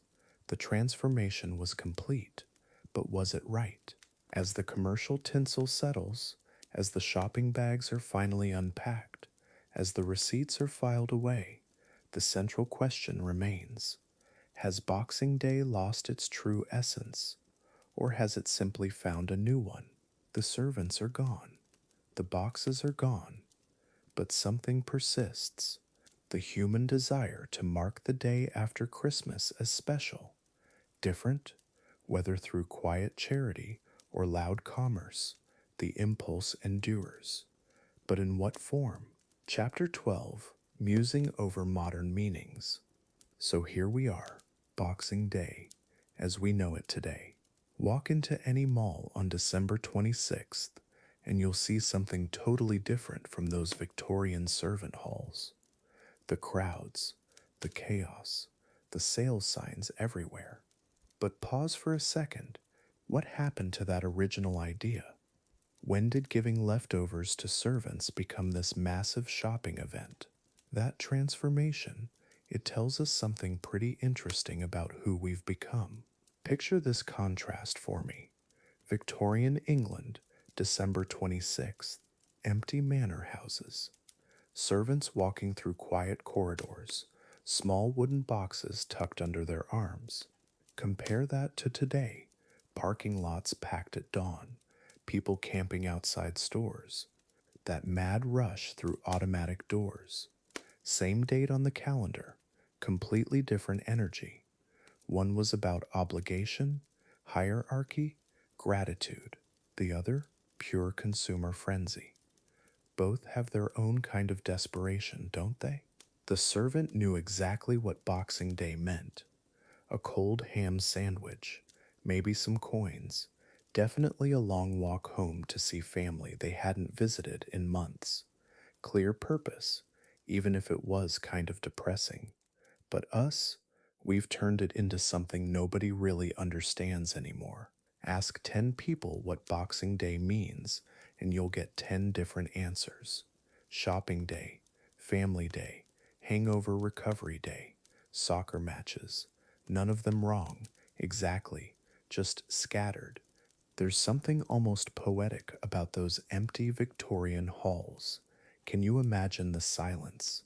Footsteps echoing on wooden floors, dust motes floating in winter light, servants finally having the house to themselves, even if just for a few hours. That quiet, we've lost that completely. Now it's car horns, cash registers, credit card machines beeping endlessly. The modern Boxing Day sounds like capitalism having a panic attack. Kind of makes you miss the simple sadness of the old version. But here's what gets me thinking. Maybe we needed Boxing Day to evolve. Those Victorian servants didn't have choices. They took what they got, said thank you, and walked home in the cold. We've got choices now. Too many, probably. We can choose to shop or not shop, and to spend time with family or binge Netflix, travel somewhere warm or stay home in pajamas. The freedom is beautiful, even if it's also kind of overwhelming. Progress is messy like that. Think about the gratitude part, though. Those servants had to perform thankfulness, whether they felt it or not. Curtsy, bow, express proper appreciation for table scraps and hand-me-downs. Fake it or face consequences. We don't have to fake gratitude anymore, which is amazing, but maybe we've swung too far the other way. When's the last time you felt genuinely grateful for something simple? Not Instagram grateful, actually grateful. Boxing Day used to force that feeling, twisted as the circumstances were. The shopping thing is interesting too. Victorian servants got stuff they didn't choose: food, clothes, maybe some household items. All practical, all needed, none of it really theirs to decide. We get the opposite problem: infinite choice, most of it stuff we don't actually need. Boxing Day sales capitalize on that post Christmas guilt. Didn't get what you wanted? Buy it yourself. Got cash for Christmas? Spend it before you think too hard about saving it. There's definitely something lost in translation. Boxing Day used to mean something specific, even if that something was pretty grim.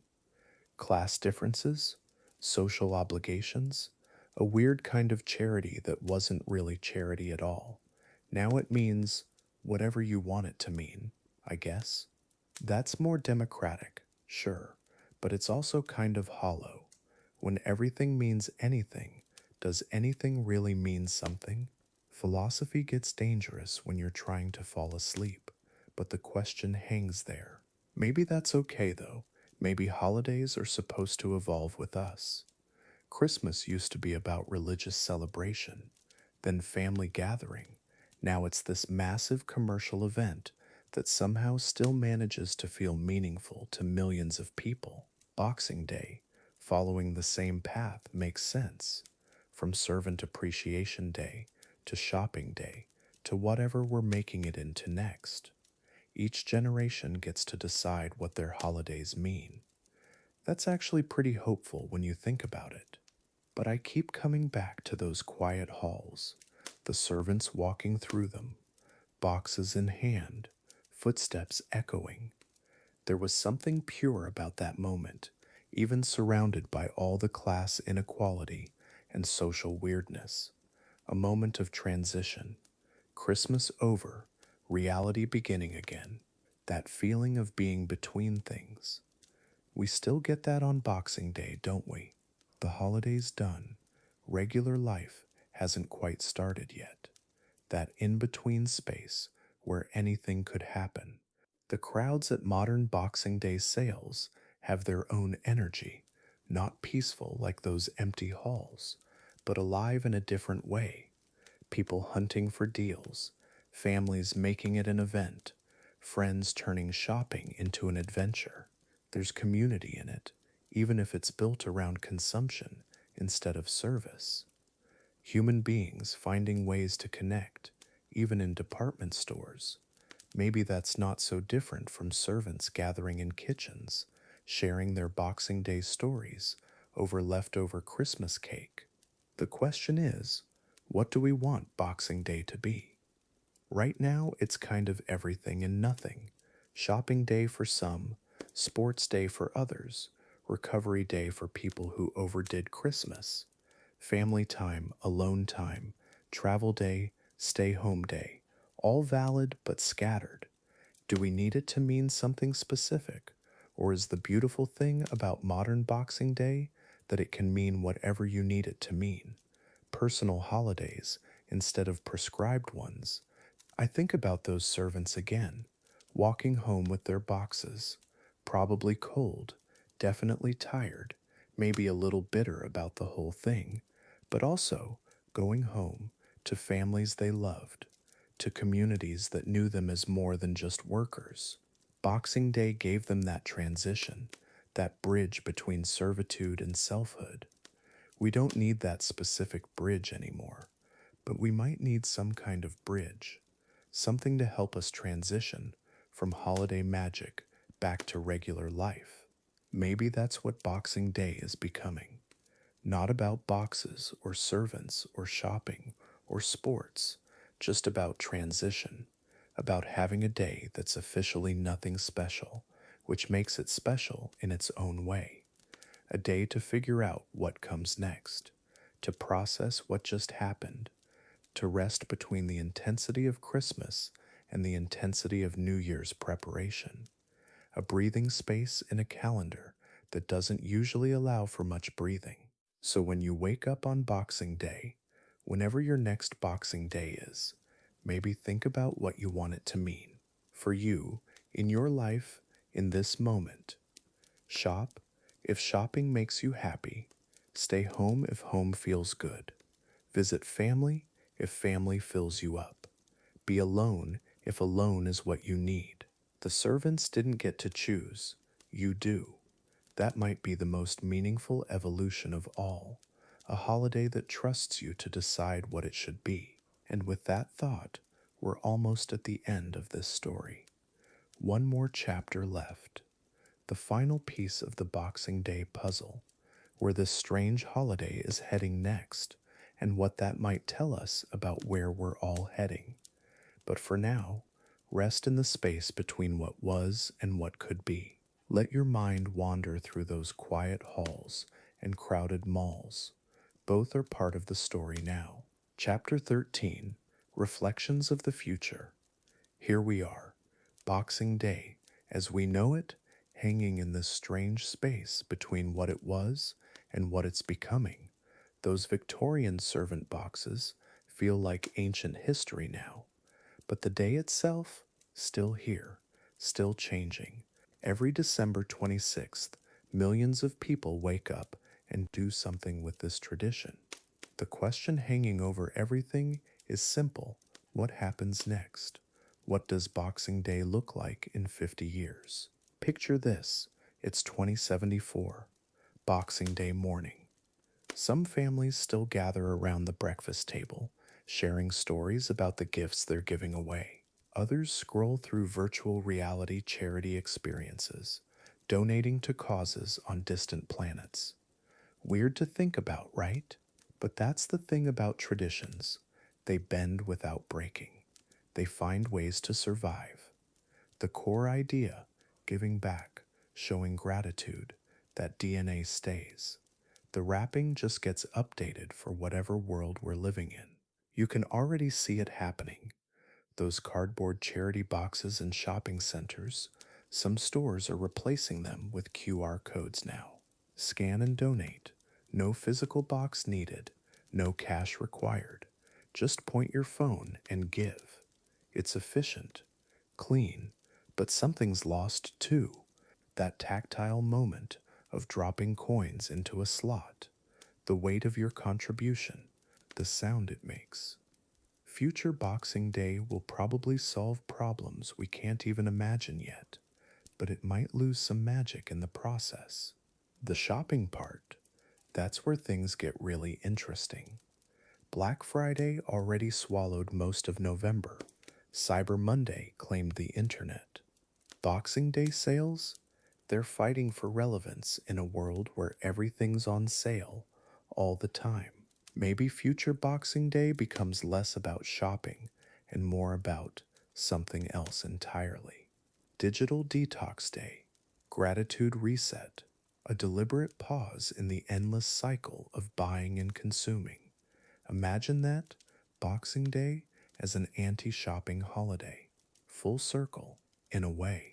Kids growing up now, they won't remember when Boxing Day sales meant camping outside stores at dawn. To them, shopping happens with voice commands and drone deliveries. But here's what's fascinating, they're also more conscious about consumption than any generation before them. Sustainable this, ethical that. Maybe they'll reinvent Boxing Day as something their great great grandparents would actually recognize. A day about giving back instead of getting more. The servants would probably appreciate the irony. Social media's already changing how we think about giving. Instagram posts about volunteer work, TikTok videos of surprise donations, YouTube challenges where creators give away money to strangers. It's performative, sure, but it's also spreading awareness, getting people to think about generosity differently. Future Boxing Day might be one massive global giving event, live streamed, gamified, with leaderboards and achievement badges. Sounds awful and wonderful at the same time. Probably means it's exactly what'll happen. The workplace angle. That's where Boxing Day's past and future collide most dramatically. Those Victorian servants got 1 day off and a box of scraps. Now we're talking about 4 day work weeks, universal basic income, work from anywhere policies. The power dynamics that created Boxing Day, they're crumbling. Future employees won't need their boss's charity box. They'll have unions, benefits, actual leverage. Boxing Day might become a celebration of worker power instead of worker gratitude. Now that would be something. Climate change throws another wrench into everything. Those massive Boxing Day sales, all that packaging, shipping, returning, the environmental cost keeps adding up. Future generations might look back at our Boxing Day shopping frenzies the way we look back at those servant charity boxes. Quaint, problematic, unsustainable. Maybe Boxing Day 2070 becomes a day for giving experiences instead of stuff. Concert tickets, museum memberships, hiking trips, things that create memories without filling landfills. The international spread that's accelerating everything. Boxing Day used to belong to the Commonwealth countries: Britain, Canada, Australia, New Zealand. Now it's leaking into other cultures, mixing with local traditions, creating hybrid celebrations that would confuse those Victorian families completely. American Boxing Day parties, Japanese Boxing Day meditation sessions, Mexican Boxing Day family reunions, each country adding its own flavor to the recipe, making it their own. That's how traditions survive, by refusing to stay the same. Technology keeps pushing boundaries we didn't know existed. Virtual reality charity experiences where you can see exactly where your donation goes. Blockchain systems that track every dollar from your wallet to the final recipient. AI assistants that remind you about giving opportunities based on your values and spending habits. It sounds cold, but maybe it's just more honest, more transparent than those old charity boxes where you never knew if your coins actually helped anyone. Future Boxing Day might finally deliver on promises the past couldn't keep. The generational divide, it's already showing. Grandparents who remember when Boxing Day meant something specific. Parents trying to balance tradition with modern reality. Kids who just want to sleep in and play video games. Each group pulling Boxing Day in different directions. But here's the thing: every generation thinks they're losing something important. Maybe they are. Maybe they're also finding something new, something their ancestors couldn't have imagined. Change feels like loss until you realize it's also growth. Community organizations see the future differently than corporations do. Local food banks want Boxing Day to stay about actual giving, actual helping. They're fighting against the commercialization, trying to preserve the spirit of the thing. Meanwhile, retailers are inventing new ways to monetize generosity. Charity shopping apps, cause marketing campaigns, feel good consumption that makes buying stuff seem like helping. The tension between these forces that'll probably define what Boxing Day becomes, or what it dies trying to be. Mental health awareness that's changing how we think about holidays entirely. Future Boxing Day might acknowledge that not everyone wants to shop or socialize the day after Christmas. Some people need quiet, recovery time, permission to opt out of the performance of gratitude. Maybe Boxing Day 2050 becomes a choose your own adventure holiday. Shop if you want, give if you can, rest if you need to. A day that finally makes room for everyone instead of demanding the same response from everybody. Family traditions, they're the wild card in all this speculation. Because families don't follow trends, they follow their own weird logic. Some will keep making Boxing Day about charity boxes and thank you notes. Others will turn it into gaming marathons or movie binges. A few will probably invent entirely new traditions that make perfect sense to them and confuse everyone else. That's how culture actually evolves, not through corporate campaigns or government policies, but through a million small decisions made around kitchen tables.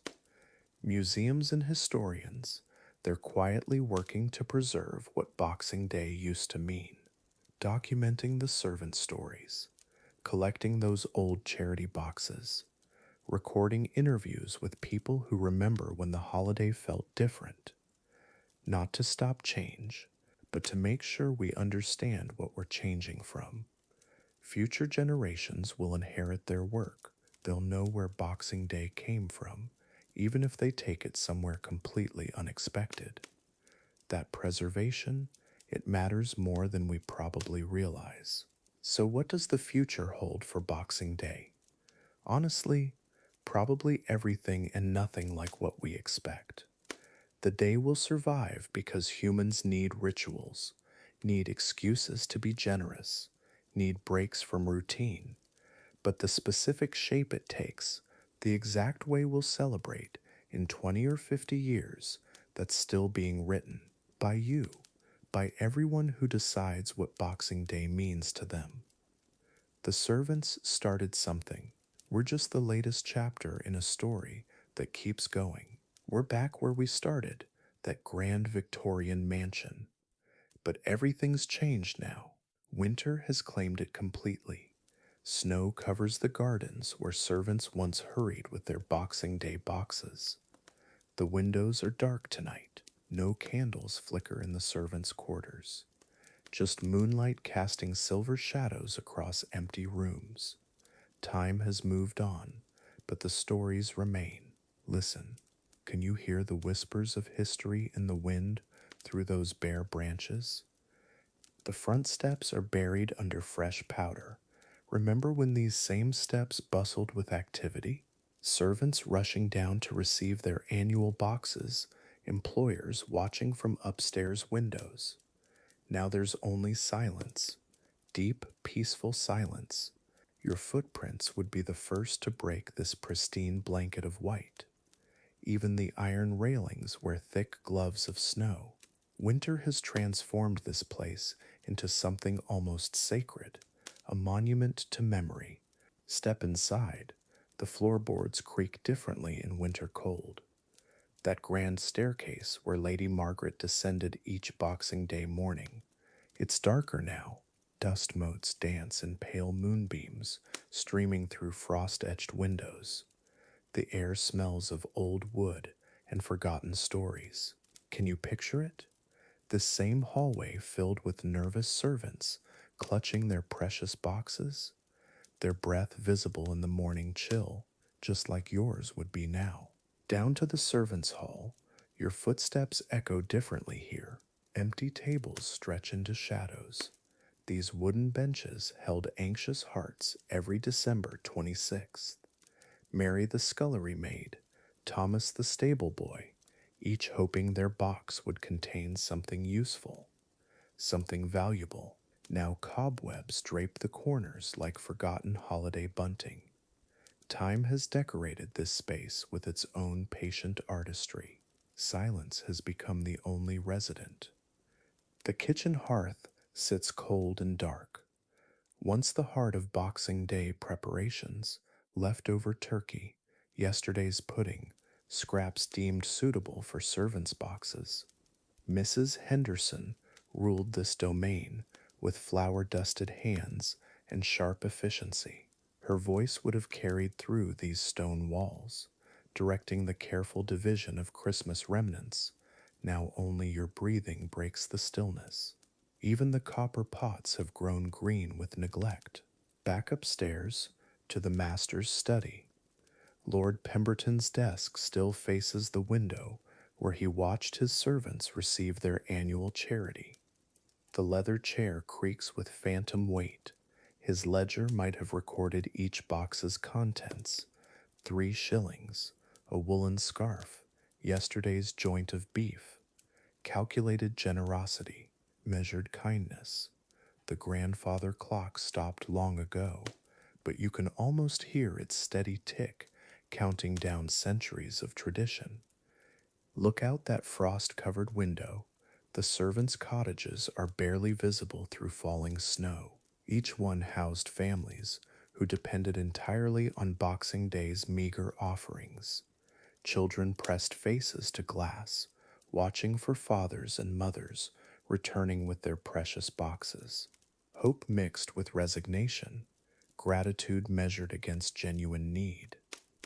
The snow keeps falling, covering their stories with gentle, persistent white, nature's own form of historical mercy. The dining room chandelier hangs dark and still. Christmas dinner happened here just yesterday in the mansion's memory. 20 courses while servants ate bread and drippings below. The mahogany table reflects moonlight like black water. Imagine the conversations, polite inquiries about servants' gratitude, satisfied murmurs about charitable duty fulfilled. The empty chairs hold echoes of Victorian self righteousness, social hierarchy crystallized in cut crystal and china plates. But here's what's beautiful: time has made equals of everyone. The master's bedroom is just as empty as the servants' quarters. Snow doesn't distinguish between marble and wood flooring. Moonlight illuminates rich tapestries and rough wool blankets with the same gentle glow. Death, that great democratizer, claimed them all eventually. Their bones rest in the same earth. Their stories float through the same winter air. Walk to the morning room, where Boxing Day boxes were packed with methodical care. Each servant's box contained exactly what their station deserved. No more, certainly no less. The social mathematics of charity. But those careful calculations seem petty now, under winter's vast patience. The snow outside doesn't count coins or measure worthiness. It simply covers everything equally, transforming the landscape into something pure and honest. Through these empty hallways, you can feel how Boxing Day evolved, from medieval church boxes collecting for the poor to Victorian employer boxes controlling the grateful, each generation reshaping tradition to serve their needs. The servants who walked these floors helped transform it again, demanding rights instead of charity. Their quiet rebellion echoes in every creaking board. Change arrived slowly, but it arrived completely. The conservatory overlooks gardens now buried in white. Lady Margaret grew prize roses here, probably gave wilted blooms to servants as Boxing Day additions. Beauty rationed by social position, but winter doesn't recognize such distinctions. Ace crystals form the same intricate patterns on servants' windows and masters' glass. Nature creates art without checking anyone's station first. There's something profoundly satisfying about that democracy of snowflakes. Modern Boxing Day feels different, doesn't it? Shopping mall chaos instead of nervous servants waiting for boxes. Commercial frenzy replacing calculated charity. But maybe that's progress, choosing your own gifts instead of accepting someone else's judgment of your worth. The old mansion stands as a monument to how far we've traveled. Sometimes moving forward means leaving beautiful buildings empty, letting new traditions grow. Step back outside. Your breath forms clouds in the crystal air. The mansion settles deeper into winter's embrace. Icicles hang like nature's chandelier from every eave and gutter.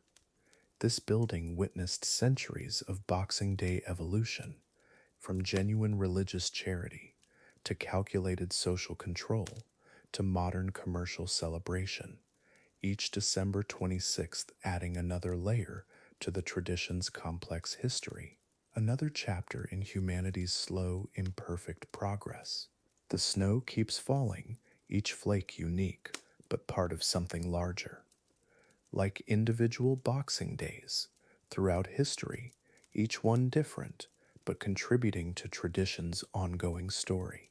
Mary the scullery maid's experience matters as much as Lady Margaret's charitable intentions, and Thomas the stable boy's hope carries equal weight with Lord Pemberton's social calculations.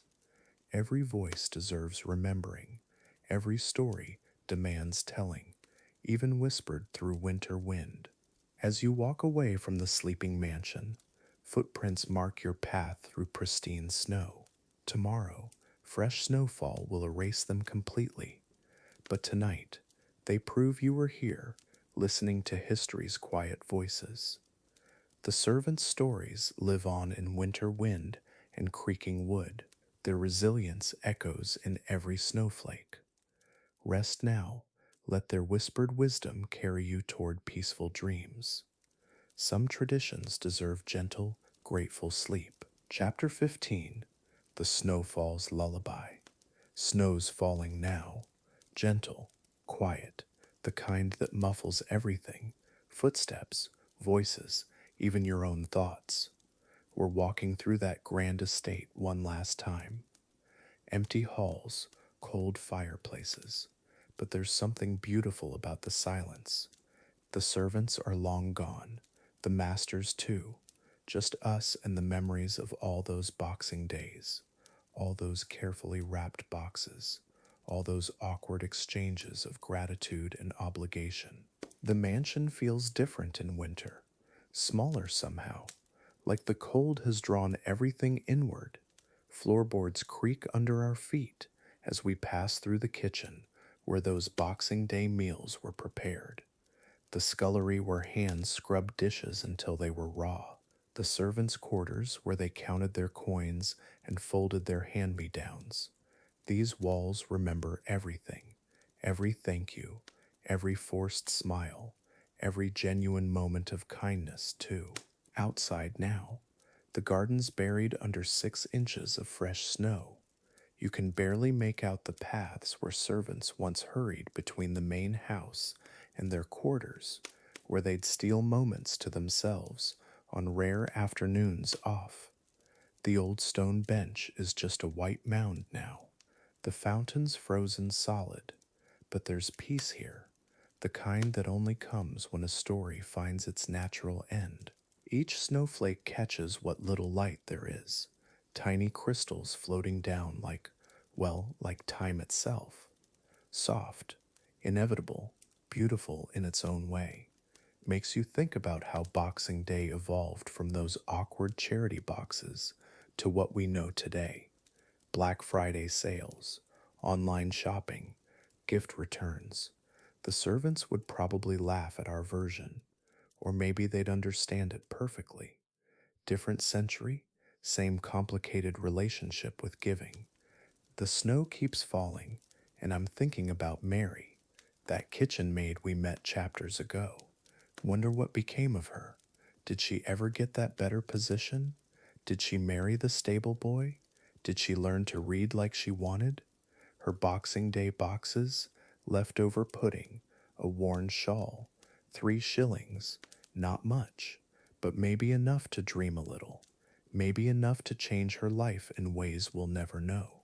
We're walking past the old chapel now, windows dark, but somehow welcoming. This is where the Christmas services happened, where the family sat in the front pews while servants stood in the back. Boxing Day prayers, too.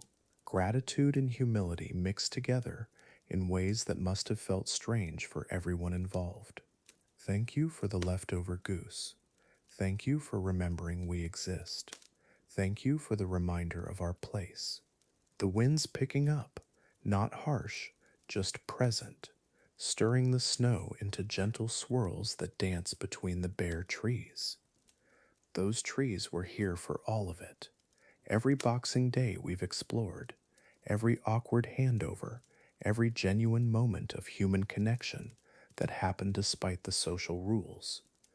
They're still here, still witnessing, still keeping the stories alive in their rings and branches and winter silence. You know what strikes me? How Boxing Day was always about crossing lines, masters and servants, upstairs and downstairs, gratitude and obligation, gift and payment.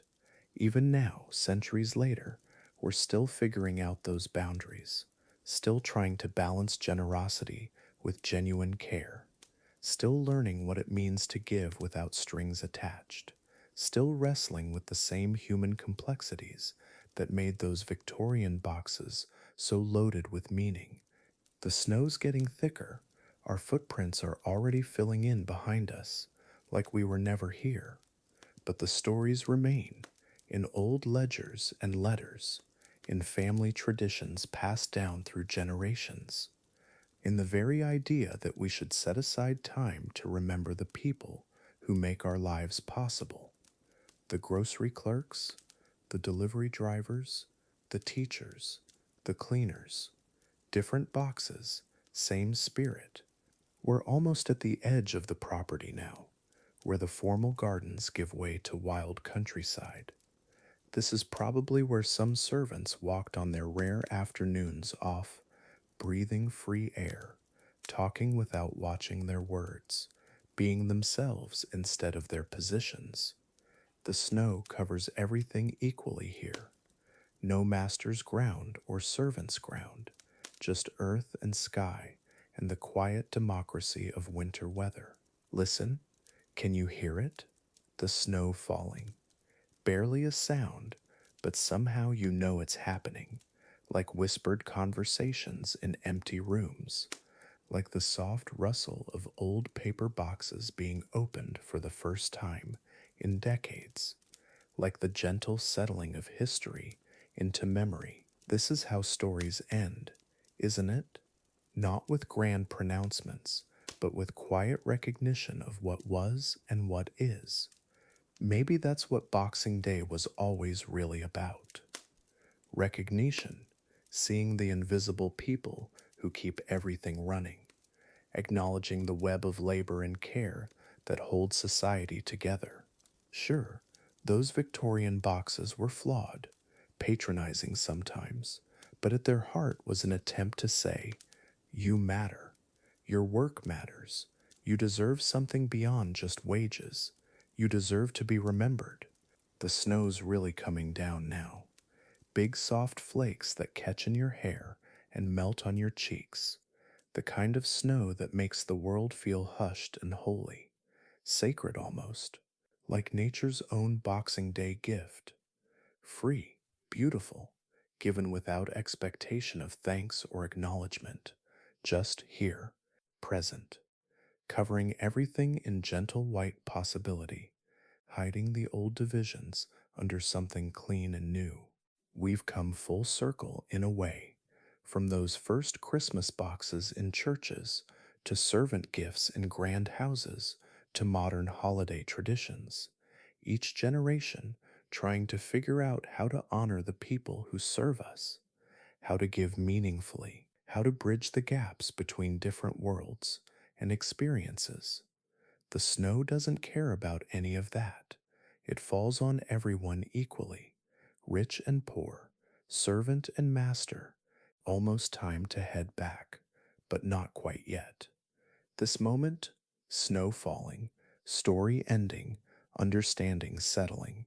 This deserves a pause, a breath, a chance to let everything we've learned about Boxing Day find its place in our own lives. How will we recognize the invisible workers around us? How will we give gifts that honor rather than obligate? How will we remember this story when December 26th comes around again? The snow's still falling as we head back toward warmth and sleep. Boxing Day will come again. Different boxes, different servants, different masters, but maybe, just maybe, with a little more understanding of what it all means, of why it matters, of how every gift carries the weight of history and the hope of something better. Sweet dreams. And remember, every snowflake is different, but they all make the world more beautiful together.